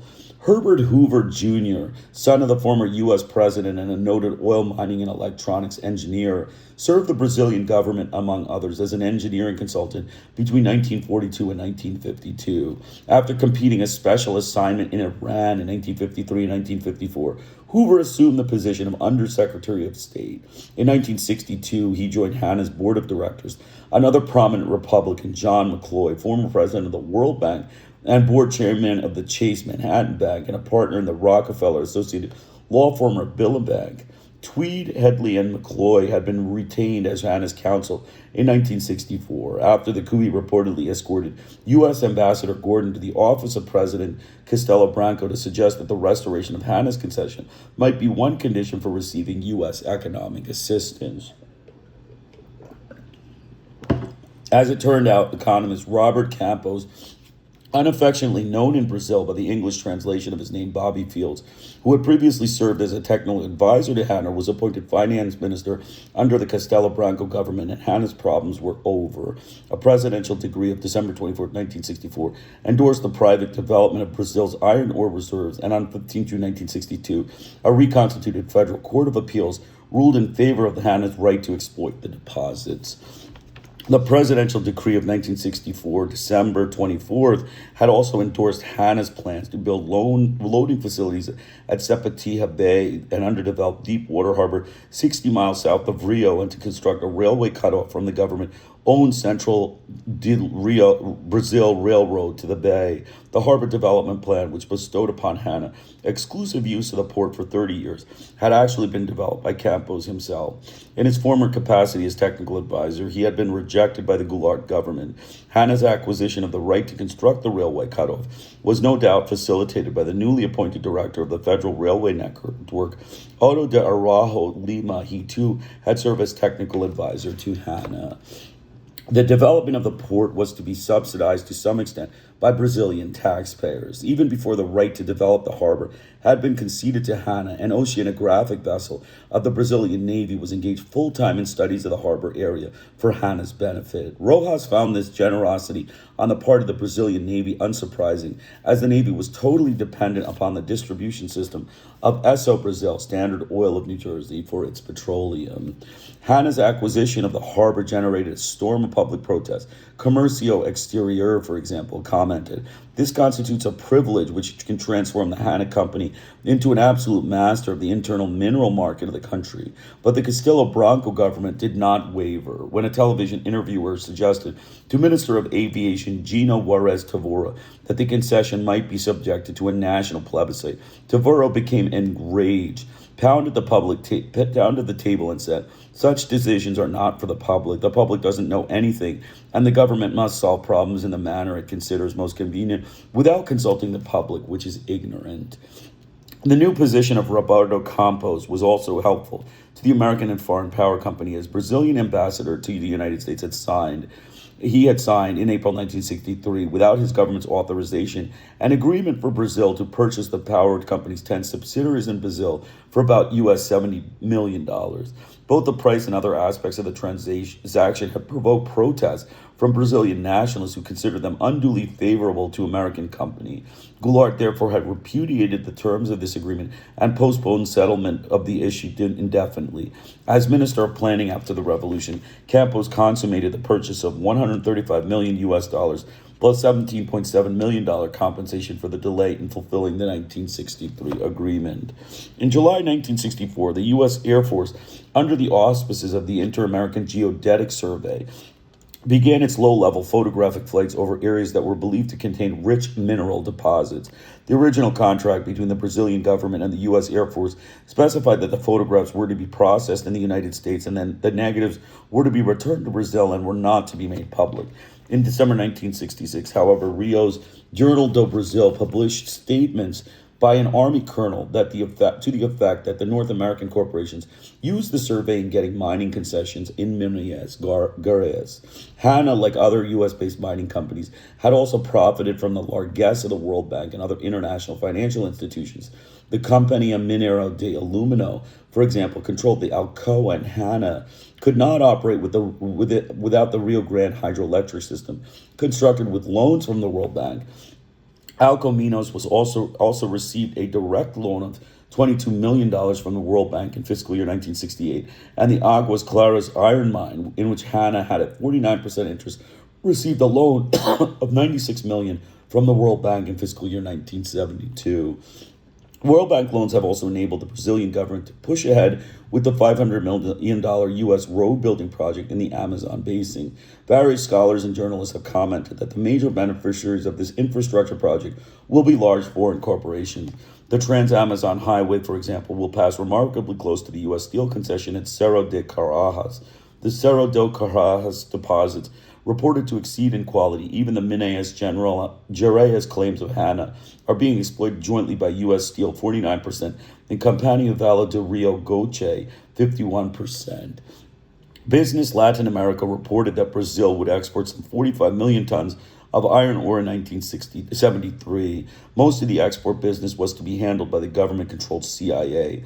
Vale do Rio Doce, the only other major iron exporter, which accounts for some 3 million tons annually, is Murderous, Brasilia's Reunides. MBR is a joint venture of Brazilian millionaire Augusto Trajano de Azevedo and Tunes, 51%, and Hanna, 49%. But Atunes yielded control of the company's operations by signing a management contract with the North American firm. The economic miracle. The denationalization process assumed a dizzying pace in the year after the coup. By 1966, according to E. Bradford Burns, the foreign capital controlled some 50% of the private industry. This was accomplished, however, with the lower level of new direct investment in the key years of denationalization, 1965, 66, and 67, then had entered the country in 1961. A partial explanation of this development was to be found in Campos' theory of constructive bankruptcy. Locally owned firms already at a disadvantage vis-a-vis the multinational corporations were further disadvantaged by government policies. Not surprisingly, the U.S. Chamber of Commerce in Rio de Janeiro greeted the new government with a resolution endorsing its repressive First Institutional Act, an investment guarantee pact afforded extraterritoriality to U.S. enterprises. This permitted the repatriation of their earnings, reduced their taxes, and extended to them extraordinary credit facilities. Along with other foreign firms, U.S. corporations enjoyed a special rate of exchange in exchange of devaluation, and they had access to foreign credit, which was denied to most domestic firms. Thus, which was denied to all domestic firms. Thus, while domestic firms under the credit squeeze prescribed by IMF paid up to 48% for credit obtained locally, the foreign firms obtained loans abroad at 7 or 8%. Furthermore, as almost half of the assets of the banks operating in Brazil belonged to foreign capital, foreign firms had access to internal credit denied to many domestic firms. The higher tax and credit rates paid by domestic firms exacerbated the already overwhelming problems these firms faced in attempting to compete with multinationals. Technological dependence, for example, is expensive. The use of trademarks, patents, or technical assistance had to be paid for in dollars, and the costs were multiplied by periodic devaluations of the cruzeiro. When domestic firms ceased to be able to meet payments, Foreign creditors converted unpaid debts into investments. Central bank figures indicate that 20% of the new direct investments of foreign origin in the years 1965 through 1967 were conversion of these loans. The credit squeeze also facilitated the old technique of strangulation of domestic industry by price cutting. A locally owned adhesive tape factory, Adisite, for example, was doing well in Sao Paulo until the Minnesota Mining and Manufacturing Company came in and began to sell its Scotch tape cheaper and cheaper on the Brazilian market. By the time its prices had been cut by 40%, Adisite was in bad trouble. Its sales had dropped drastically, and it could not get credit. Union Carbide appeared on the scene just in time to buy out Adisite at a desperation price. Then Minnesota Mining and Union Carbide divided up the market and raised their prices by 50%. In a 1971 article entitled Booming Brazil Finds a Key to Growth, Alfredo Marques Viana, vice president of Rio's Chamber of Commerce, was quoted as asserting that the country was moving toward liquidation of national private enterprise and a conflict between state and foreign capital. Although the state sector would later assert itself more forcefully, foreign capital appeared at the time to be winning. Petrobras, once the pride of nationalists and oil in Brazil, had been deprived of its monopoly of petrochemicals. The government-controlled national motor factory, created by the Vargas government, was denied the advantages extended to its foreign-owned competition, and in 1968 it was sold to Alfa Romeo. Public opinion was not allowed to delay the process. At about the same time that this impending transaction was announced, it was announced that elections would be canceled in 68 municipalities. One of these was Duque de Caxias, city of some 350,000 that was the home to the National Motor Factory. A congressional committee that was investigating the denationalization process at the time the Congress was dissolved in December 1968 had found that foreign capital controlled 40% of the capital market, 62% of foreign trade, 82% of maritime transport, 77% of overseas airlines, 100% of tire production, 80% of pharmaceutical industry, 50% of chemical industry, 59% of machine production, 62% of auto parts production, 48% of aluminum, and 90% of cement. About half of this foreign capital was of U.S. origin. It was reported that in the aftermath of the consolidating coup of December 1968, U.S. Ambassador John Tuthill, who had succeeded Gordon in 1967, wanted to issue an official note protesting the anti-democratic measures. When the issue was put to the Secretary of State, Dean Rusk, he reportedly asked two questions. Had the Costa y Silva regime murdered many people, ? And was there any danger to U.S. investment, ? The answer to both was no, and his decision was no note.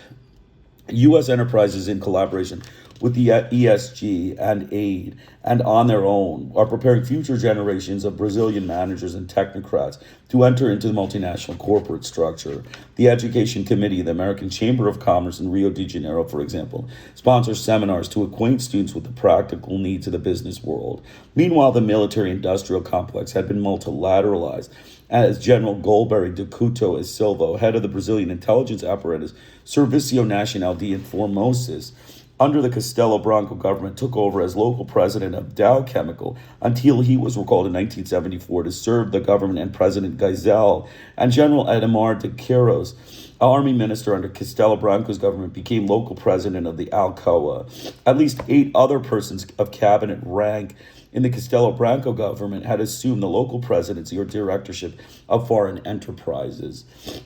By the early 1970s, those former leaders of IPES who had not been totally at the service of foreign interests had come to see the cruel irony of their victory. Paulo Aires declared in 1971, the government is decapitalizing us. And Rui Mesquita, director of Estado de Sao Paulo, wrote to the Minister of Justice expressing profound humiliation and shame concerning censorship. Mesquita compared Brazilian regime to Hitler's Germany. We have seen that the values, the interests, and the fears of the representatives of multinational corporations operating in Brazil were shared by an important element of the domestic business community, particularly by those who perform managerial or technical functions for the multinational corporations or who would have joint ventures with them. It was this element of the domestic business community which, through organizations such as IPAS, cooperated with U.S. business and U.S. government in preparing a way for the 1964 coup. In the aftermath of the coup, these denationalized local elites assisted the military government in opening up the nation's resources for the exploitation by U.S.-based firms. such as the Hainan Mining Corporation, and supported U.S. government offers of lavish concessions to foreign, supported government of Brazil offers of lavish concessions to foreign investors. Among the groups most seriously disadvantaged by the reversal of the economic policies following the coup was the genuinely national bourgeoisie, the sector of domestic business community that was not at the service of foreign capital. So you can see, I'm going to just make a few comments here. The U.S. government, it is a fraud. It is a group of white, racist, murderous frauds. What they did was, you can see, the loans. They took the loans. They, monopolized the loans. They took the loans. They didn't allow the Brazilian businesses to make the loans. So the Brazilian businesses couldn't survive. That was a key. World Bank loans enabled the Brazilian government to continue its Amazon. They exploited the natural resources. They took the Petrobras. Foreign capital appeared to win. Petrobras, which was the pride of the Brazilian nation and was, allowed to have petrochemicals, as oil is supposed to be a nationalized resource. The U.S. government took that away and took the profits of Petrobras. They are racist fraud thieves, failures of American capitalism. The government, in addition, public opinion was not to allow the delay of the process of Petrobras overtaking. Then in addition, additionally, there were multiple other areas of machinery. The U.S. controlled all of the capital through Brazil, all of the businesses. The capital market was 40%, 82% of maritime transport, all the naval transport, 62% of all foreign trade, 77% of airlines, 100% of tires. All the rubber plantations were in Brazil, but the U.S. was carrying the cash away. 80% of the pharmaceutical industry. The U.S. American government, Nazi gangster medical system, stole 100% of the pharmaceutical profits, 50% of the chemical industry. 90% of the machine production, all of the machine production was being ripped away by the U.S. government, corporate fraud, white, racist, capitalist elite. 48% of aluminum and 90% of cement. All of these were being stolen by the U.S. government. About half of the foreign capital was U.S. origin.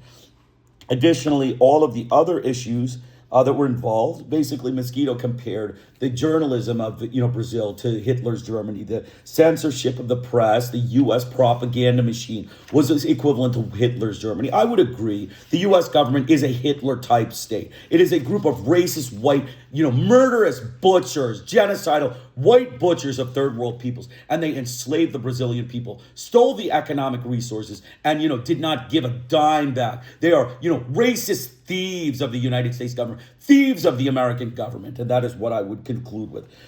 So finishing up, manipulation of the media.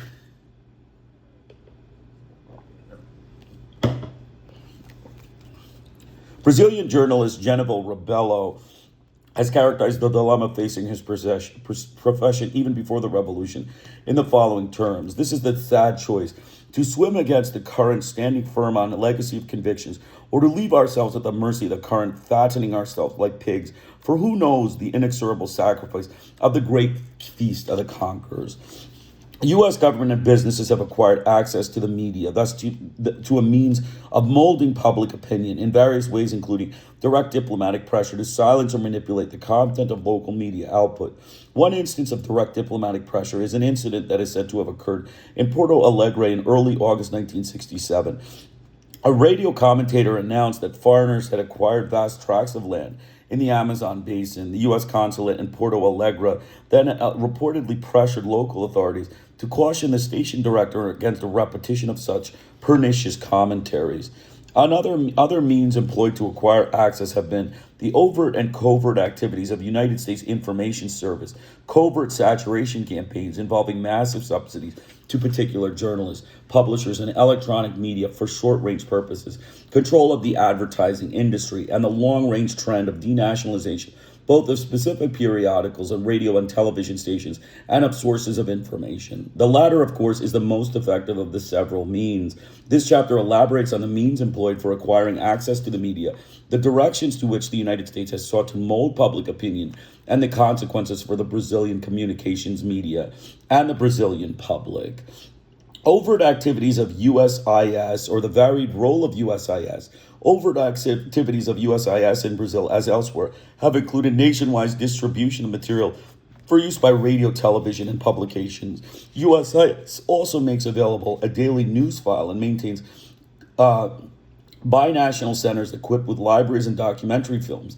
Voice of America broadcasts in Portuguese include news features, cultural programs. USIS has conducted a number of other activities, however, both overt and covert that are less well known. Like other U.S. agencies in Brazil, USIS was in a state of panic in the early 1960s. One USIS official concerned about the wandering minstrels of the Northeast that were publicizing the feats of the peasant leagues proposed that a U.S. folk singer be sent to the Northeast to counter the minstrels in English. That project was never executed. Nevertheless, after the coup, USIS did not hesitate to distribute the most incredible documents issued by the military regime to justify its repressive tactics. In a 1966 report to the Senate Appropriations Committee, Senator Alan Ellender expressed dismay at the expanse of the USIS operation in Brazil. The number of Americans on location had almost tripled from 26 in 1958 to 67 in fiscal 1967, and the number of locals employed by the agency had increased in the period from 16 to 164. USIS maintained 3 libraries, a reading room, and 9 binational centers in the country. Interestingly, while media operations were being expanded dramatically between 1962 and 1967, the number of persons involved in exchanges of students, teachers, and researchers programs were overseen by USIS, but less subject to content control by government, dropped steadily from 69 Americans and 104 Brazilians in 1962 to an estimated 34 Americans and 65 Brazilians in 1967. In addition to these activities, USIS Rio conducts a program of the translation of American books into Portuguese. According to USIS, these books cover such subjects as American history, economics, communism, literature, etc. In the years 1965 through 1967, 442 books were published under this program. USIS also publishes a monthly periodical on labor, O Trabalhador, for distribution to all unions and other labor groups. The cost of this operation in 1967 was $14,647. The generally known acknowledged mandate of USIS is to project a favorable image of the United States abroad, but in overt as well as covert operations. The scope of the content it projects is both broader and more goal-oriented. The agency's actual activities, including projected a favorable image of governments, political figures, and policies favored by the United States. William Rogers describes, for example, a tasteless commercial released by USIS in 1968, which utilized sex appeal to praise Brazil's industrial development. In 1972, the Senate Foreign Relations Committee probed into the content of unattributed information being distributed in Latin America by USIS. The practice itself had been classified as confidential. One such item was a pamphlet on the benefit of private oil exploration. Another was a cartoon booklet on urban terrorism entitled El Desengaño, the disillusionment. According to USIS officials, as reported in the New York Times, 148,000 copies of El Desengaño were distributed to agency posts in 10 Latin American countries. Another USIS activity in Latin America in early 1970 was obtaining surveys under contract arrangement to determine the degrees of exposure of population to the various communications media and the relative effectiveness of each medium. The results of such surveys are classified, but they are sometimes released to foreign government agencies that indicate the need for them. The potential value of such information to a host government is obvious. But Ethel Berger, a Brazilian national employed by the Voice of America for the last 13 years, first in Brazil and later in Washington, writes special programs for Brazil on education in the United States. She told this author that she writes, in particular, of innovative means of diminishing student dissent is such as the University Without Walls concept for off-campus study. The saturation campaigns, the covert CIA and or U.S. business subsidization of media campaigns for short-range goals is, of course, harder to document, but the activities of IBAD and its subsidiary SA Incrementoro de Vendas Promotion during the election of 1962 provide some examples. Promotion, though somewhat older than IBAD itself, was virtually unknown within the Brazilian advertising industry prior to 1960. Its annual budget up to that time had never been more than 10 million cruzeiros. The two largest associations representing the advertising industry, Associo de Brasilia de Propaganda and Associo Brasilia de Agencies de Propaganda, testified before the Congressional Commission investigating the paternity of IBAD that neither Promotion nor any of its directors had ever been affiliated with their organizations.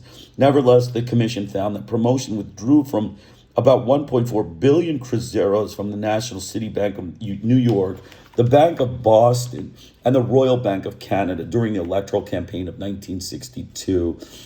In addition to more than 8 weekly radio programs scattered throughout the country, promotion on the eve of the election sponsored some 300 additional hours of radio and television advertising and saturated the press with its materials.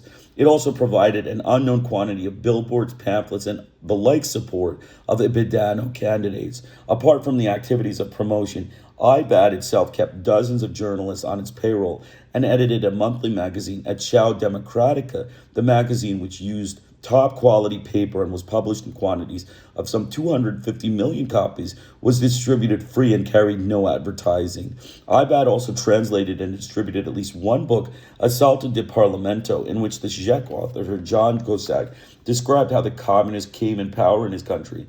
But the project that aroused the greatest indignation among Brazilians was IBAD's renting for 90 days the editorial pages of Rio's evening paper, A Noite. So the saturation campaign is what we're discussing. The covert U.S. and CIA business subsidization of media for short-range goals that we are discussing. Other organizations of questionable parentage, such as IPAS, sponsored hundreds of newspaper articles, as well as pamphlets and books in the preceding coup, the period preceding the coup of 1964, and a lesser volume in the period following it. In an in-depth study of Guanabara branch of IPES, Norman Bloom found that the organization had sought and received assistance from the U.S. Embassy's book program. The embassy assisted, for example, in the publication of Sonia Sigfredo's UNE, Instrument de Subversio, Instruments of Subversion, which was distributed to university students as part of an attempt by IPES to gain control of the student movement. Such publications were distributed free and without attribution. Other U.S. entities functioning in a semi-private or ostensibly private capacity have contributed to informational campaigns of IPAS. One of the IPAS-sponsored booklets with a 1 million copy distribution in the early 1960s was Andre Gama's Nossos Males e Seus Remedios, Oil Ills and Their Remedies. It was distributed primarily by manufacturers and merchants to their employees. Gama is the pseudonym of a U.S. citizen who was residing in Petropolis. IPES is central to Biblioteca in Rio, which promises the publication of children's books, has been assisted by Franklin Company Book Company, a clearinghouse for U.S. publishers who wish to have their books distributed abroad, and the organization's study group has entered into contact since the coup with the U.S. Committee for Economic Development for the publication of works on the Brazilian economy. Celso Furtado maintains that U.S. embassy funds derived from PL 480 sales were being expanded for the publication of books and other materials in Brazil during Goulart's presidency. The director of Fundo de Cultures, which published books on economics denouncing socialism and espousing free enterprise, told Furtado that his operation was U.S. funded. But the activities of the USIS, acknowledged or secret, and the saturation campaign of limited duration and more or less limited objectives pale to insignificance beside the general trend toward denationalization outlined by the Brazilian journalist Geneville Rebelo in O Capital Estrangeiro no Imprensa Brasileira, Foreign Capital in the Brazilian press. Rebelo noted that journalism is both a profession of the utmost significance in terms of popular national sovereignty, the fourth estate, and the business enterprise as such. It is in a position of double jeopardy, subject to political reprisals, not only directly through the actions of government, but also indirectly through the clients and agencies of the advertising industry. The alienation of the national media. The legislators who drafted and promulgated Brazil's Constitution of 1946 recognized both the importance of a communications media free of foreign control and the hazards facing such a national system. Article 160 of that Constitution reserves to native-born Brazilians the rights of ownership, direction, and administration of the communications media. Nevertheless, long before the, quote, revolution of 1964, the Brazilian market had been invaded by periodicals controlled by U.S. capital, but published in Portuguese in Brazil. With the superior resources at their command, they had entered the battle for the formation and conquest of Brazilian public opinion and were pushing national enterprises off the market with formidable speed and precision. The invasion began in the 1940s when Seleção de Reader's Digest, which had been imported and subject to the customs duties, was granted the right to publish in Brazil in the Sao Paulo offices of editorial Ipiranga on the pretext that its content was cultural and scientific only, devoid of political implications. With that, the floodgates were opened. Celeste was followed in 1950 by Visao, whose parent organization, Vision Incorporated, with offices in New York, went on to edit in Brazil Dirigente Industrial, Dirigente Rural, and Dirigente Constructor. In 1964, it also took over Direcho, which had belonged to McGraw-Hill Publishers Incorporated. The major group of suspected U.S. origin operating in Brazil, however, is Editorial Abril. Its local manager, Victor Civita, was born in Italy, launched his journalistic career with Time Life Incorporated in New York, and transferred to Brazil in 1951. Within 15 years, he was operating one of the largest publishing companies in Latin America, with 22 periodicals having a combined monthly circulation of 4,500,000.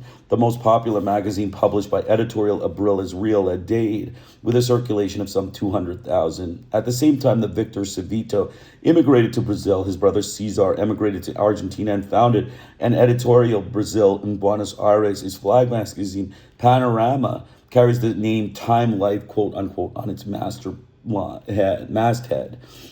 One of the means employed by such periodicals, beginning with Dirigente Industrial, to capture select elements of the Brazilian market and mold Brazilian opinion, was the device of controlled circulation or house organ, that is, free distribution to select readers. Another device which set periodicals apart from European journals like Paris Watch, which paid customs duties and were clearly identified as to national origin, was the liberal usage of Brazilian national symbols. Rebello noted that the weekly Visao, for example, a magazine with a circulation of some 80,000, which covers, among other things, local politics, fools a great part of its leadership as to the interests represented in its editorial commentary, because se veste camuflado mente de verde amarelo, it camouflages itself in green and yellow, Brazil's national colors. In addition to such periodicals of allegedly disguised ownership and national origin, there were in circulation by the mid-1960s a number of specialized journals of obvious U.S. ownership, such as Propaganda, controlled by J. Walter Thompson, and Reporter Esso.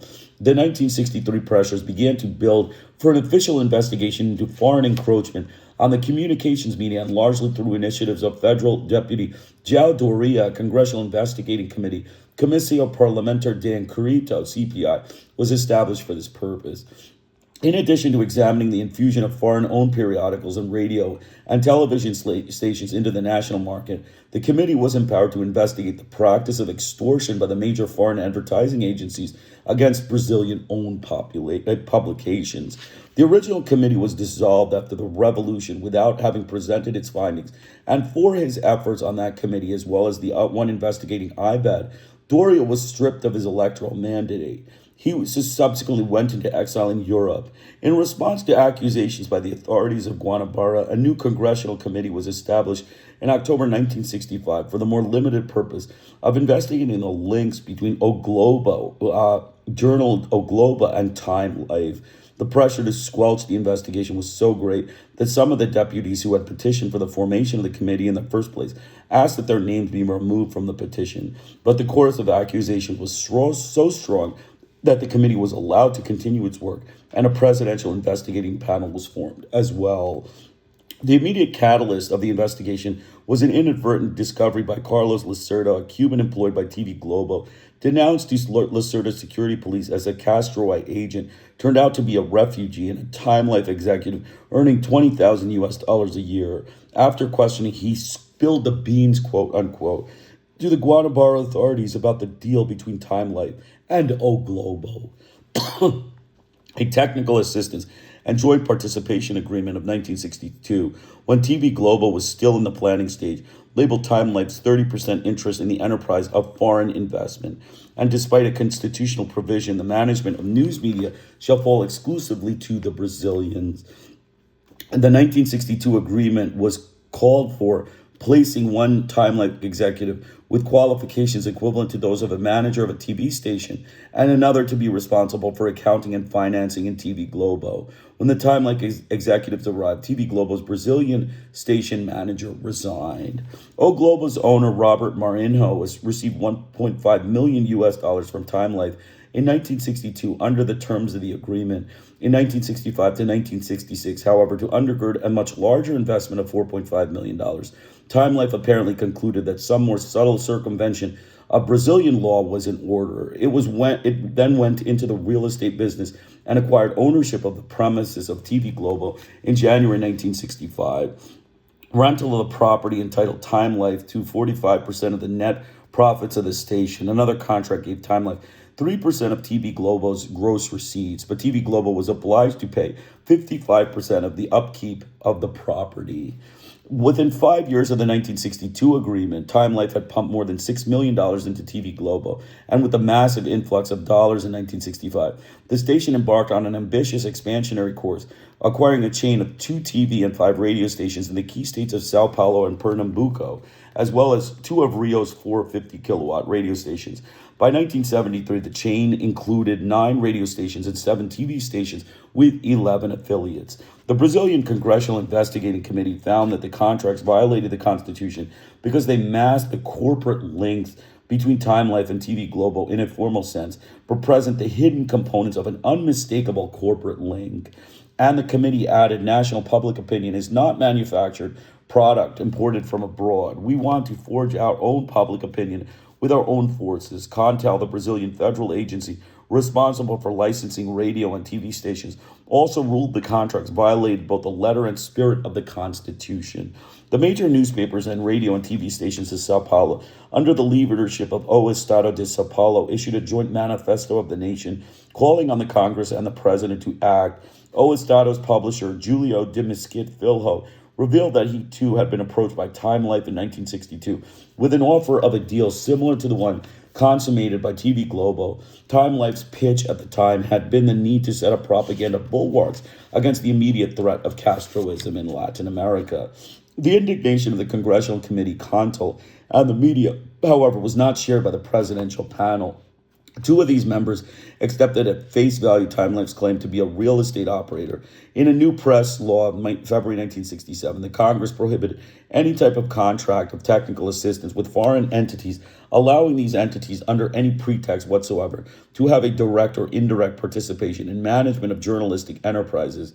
On March 8th, however, the Attorney General ruled in favor of TV Globo's appeal that the contracts were legal, and Castelo Branco, just hours before leaving office, ordered CONTEL to re-examine the matter.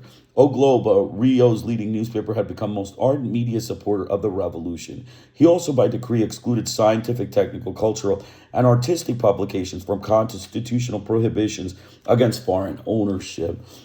Rebello maintained in 1966 that U.S. capital was financing TV Globo to the tune of 700 million cruzeiros monthly. A spokesman of Time Life conceded that the company had a minority interest in activities related to television in Brazil. Televisio Globo, Channel 4, installed luxurious quarters in Rio's Botanical Garden, professes in its ads to be the most modern broadcasting system of the country.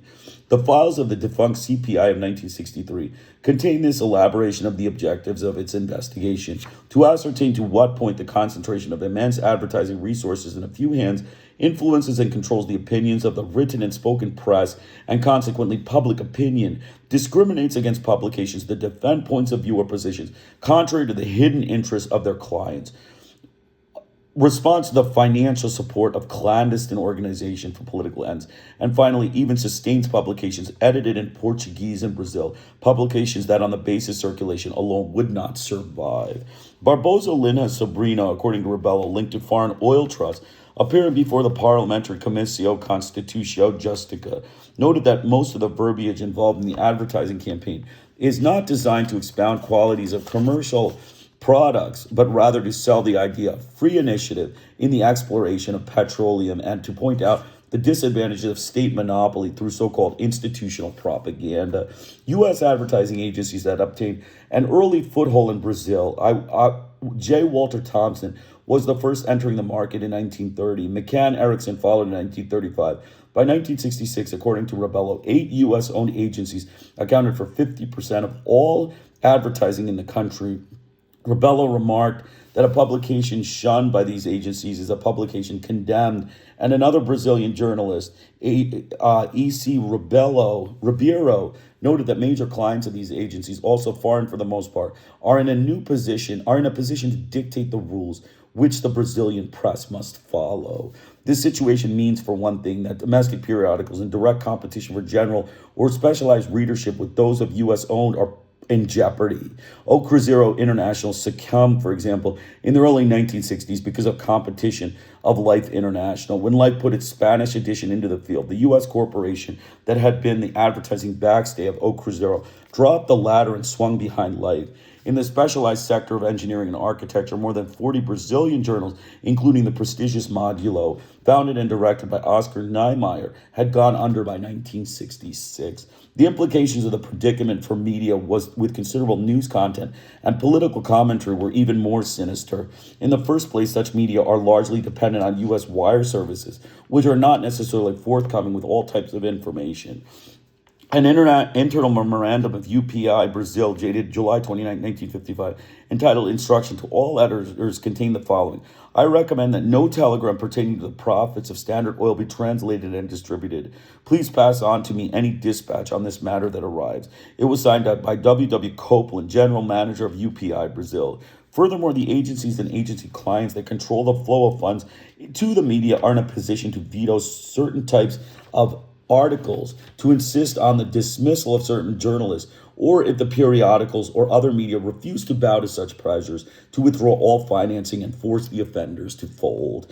Manchetti, for example, was subjected to the article veto when its director, Justino Martins, returning from the Soviet Union in 1962, began what was billed as a series of articles on life in a socialist state. The first article turned out to be the last, as a group of important U.S. advertisers threatened reprisals if the series were continued.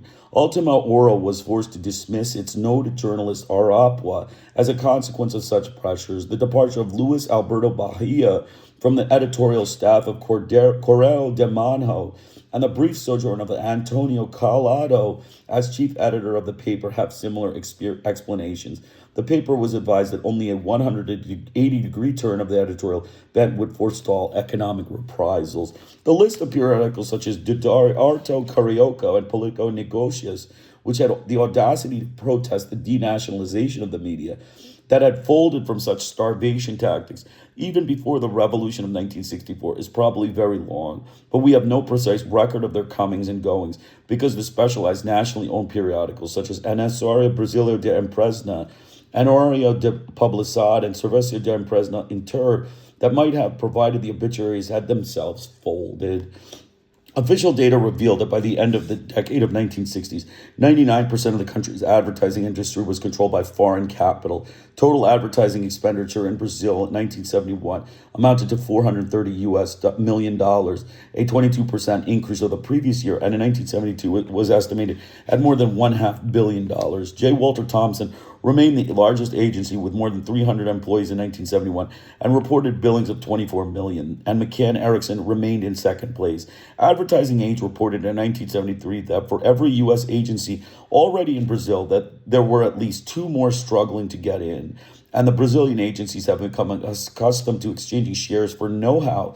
Apparently, we're not struggling to keep them out.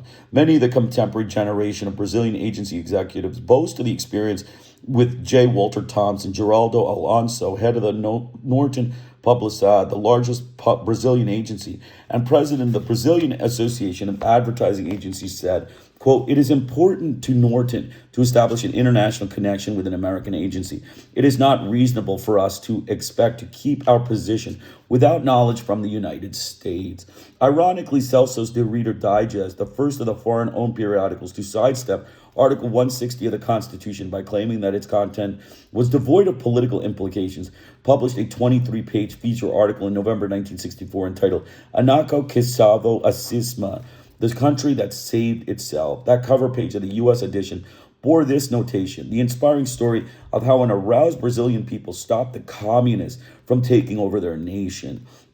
Because it is a document of unusual significance, this feature has been especially bound so that it can be detached and mailed to other interested readers. For this article venerating the conspirators who overthrew Goulart, Clarence Hall, senior editor of Reader's Digest, was personally congratulated by Castelo Branco.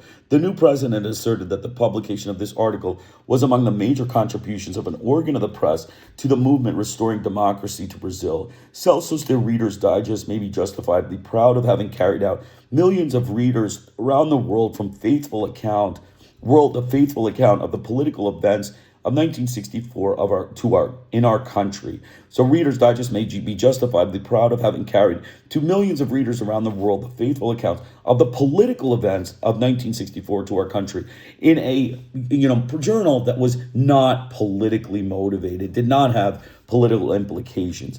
By the mid-1960s, the experience of the Brazilian media had aroused concern elsewhere. El Comercio, for example, dean of the Peruvian press, established an editorial concluding this warning. The experience of Brazil must serve as an example for us. Journalism is not merely a business. It is fundamentally a daily platform for decency and morality. These are not values that can be assessed with the wallets of foreign merchants. When one confronts such a deformation of the journalistic profession, one is confronting a danger to democracy. A new role for the media. After 1968, when journalists found themselves under the heavy hand of official censorship and government repression, the dilemma that had faced the media in the early 1960s became, at least temporarily, a moot point. Many of the journalists and publishers who had been among the most enthusiastic supporters of the revolution had themselves become victims of government repression. The press, prohibited from publishing any news about the military coup within a coup of 13 December 1968, responded with a touch of surrealism. Rio's Correia da Manhã carried the headline, "Rich Cat Dies of Heart Attack in Chicago." Journal do Brasil featured a weather report. Weather bleak, temperature suffocating. The air is unbreathable. The country is being swept by a strong wind. Law number 5.250 of February 9, 1967 had put all the news that's fit to print into the category of delegated as opposed to residual rights. A lecturer at the Supreme War College noted, the press law even enumerates those cases in which exercise of liberty is thought to not be abused. The monitors of thought must have concluded, however, that they had left some loopholes. A directive distributed to the media by the Minister of Justice in June 1969 prohibited the publishing of news, commentaries, interviews, or statements about anyone charged with or convicted of political offense, any student group which the government had suspended, any demonstrations or strikes, or conflict between the authorities and students, any criticism of official decrees or acts such as the press censorship order, any word of political imprisonment, or any facts of a political nature unless verified by competent authority. The directive also prohibited criticism of the economy, the federal government, or Brazilian customs. News concerning the political attitudes of clergymen was also prohibited, as was news of protests or rebellions in other countries. The section entitled, As to the Rockefeller Mission, explicitly prohibited publication of news or photographs of hostile acts against the illustrious visitor in any Latin American country or reference to postponements or cancellation of his visits. By the early 1970s, each paper had a staff member who served as the resident censor and received the official word as to what might be published. Even so, the government occasionally got its own wires crossed. In one case in 1971, the papers were originally forbidden to print that the governor had been charged with a corruption and forced to resign. Then the word came down that the story was to be run as some explanation for the resignation appeared to be necessary. But when the weekly magazine Veja appeared with the account, all its issues were confiscated. The ultimate absurdity in information control was a presidential decree issued in November 1971 in which President Medici authorized himself to make secret laws. And the argument concerning censorship and civil rights took an ironic twist in 1976 when 21 government censors, faced with dismissal for failing a psychological screening test, appealed to the courts on the grounds that their civil rights had been infringed. The obliteration of unofficial news and free expression, however, has not necessarily meant a lesser role for the media. Television, in fact, has been exhaustively used to sell the government and its policies as well as to generate artificial demand for consumer products. Richard Barnett had noted that Brazil is perhaps the world's first technocratic dictatorship that is in that, unlike the fascist and communist systems that have ultimately coerced mass participation, the Brazilian regime has sought to enhance its power through appealing to the glazed eyes of millions of TV viewers, each sitting in isolation. Advertisers to Brazil spend proportionally more than their country counterparts in the United States on television, as opposed to other forms of advertising. In 1968, television accounted for 45% of total expenditures, as opposed to 16% for radio and 39% for print. Wells noted that the presence of U.S. agencies, their U.S. clients, and U.S.-owned television corporations in Latin America serves to emphasize that the structure of U.S. television operations in Latin America is geared to business, not developmental imperatives. Their prime responsibility is a good yield for their stockholders and expansion. The effect is to channel Latin American wealth into the American international corporations. Commenting upon the U.S. exportation of artificially induced consumer needs, a U.S. theologian noted in 1970 that in Recife, where most of the children who escaped starvation are dressed in cast-off rags, the smart shops were sporting a new U.S. visitor Barbie doll, complete with guidebook on the clothes Barbie will need to be well-dressed for all occasions. We have seen that the U.S. government had sought to influence public opinion in Brazil, but both through the programs of USIS and through media saturation campaigns. Over the long run, U.S. publishing companies with interest in Brazil, U.S. advertising agencies, and the U.S.-based corporate clients of advertising agencies have apparently contributed even more heavily to fashioning or controlling the output of the communications media. In the early 1960s, the U.S. government, in concert with U.S. businesses, made use of its access to the Brazilian media to spread scare propaganda about the communist threat posed by the Goulart government and its supporters, and to promote certain political figures and organizations while denouncing others. After the 1964 coup, this access was used to promote the image and programs of the new military regime. Even before the timid remains of a political debate in the media were smothered by official censorship in 1968, open expressions of views offensive to the U.S. government or U.S. businesses had proven risky as it often provoked economic reprisals from U.S. advertising agencies and their U.S. clients. Furthermore, a great many Brazilian journals and other channels of communications had been pushed off the market by illegal competition from U.S.-based publications. As the military regime moved toward even harsher measures to repress free expression, the most significant form of U.S. influence transmitted through the media appeared to be the promotion of consumerism and thus the glorification of materialism. So that's it. That's, chapter 5. It's, we're at page 110. We'll be finished in, 3 more days. We have, another 110 to 260, 150 pages to go. So on average, 50 pages a day. We'll get done in 3 more days. It was a good chapter. You see, the last chapter was a manipulation of the media. This is, the obvious example of the U.S. government not understanding really basic, decent, democratically operating principles. They are frauds. They are white capitalist frauds of the U.S. media, the corporate media, the U.S. Congress, its government representative. They are fraud, white, corporates. The censorship, the official press censorship, the saturation campaigns, flooding the media with Brazilian patriotism in the guise of American corporate money interest is obviously the most corrupt and most, despicable action by the white corporate, racist, murderous frauds of the U.S. Congress and its corporate media. All of these things, including, the U.S. Embassy, basically openly harassing Goulart through its propaganda campaign.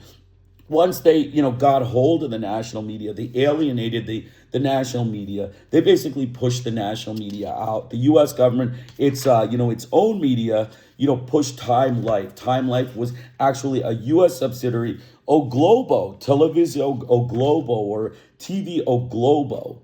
TVO Global was actually a Brazilian owner that was paid by Time Life. So it was actually U.S. corporate interest, but it was acting as a Brazilian agent. So, obviously another, racist group of white, murderous butchers, put together a media deceitful lie, like open propaganda, open lie system of the U.S. government. In addition, you had major newspapers that were pushed out. The Brazilian newspapers, there were 3 that were pushed out. There were 3 newspapers that were pushed out. There were three specific newspapers, which I'm having trouble finding, but three newspapers were pushed out by the U.S. government, and it's frauds. It's frauds. So we had one other aspect. One other aspect we wanted to go through was the official data. So they basically cut out the Brazilian opinion.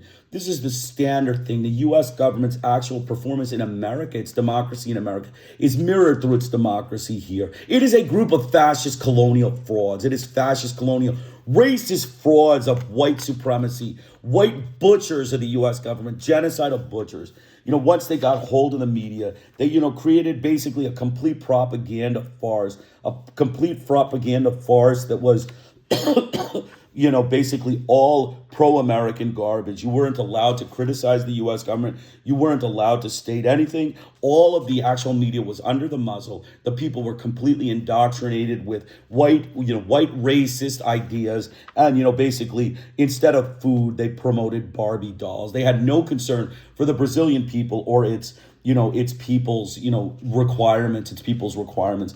And they are murderous butchers. They created a repressive military regime. We learned that the media was involved with, hiding the fact that the Brazilian coup was performed by the U.S. government in concert with the Brazilian generals. So it's all basically, an open story.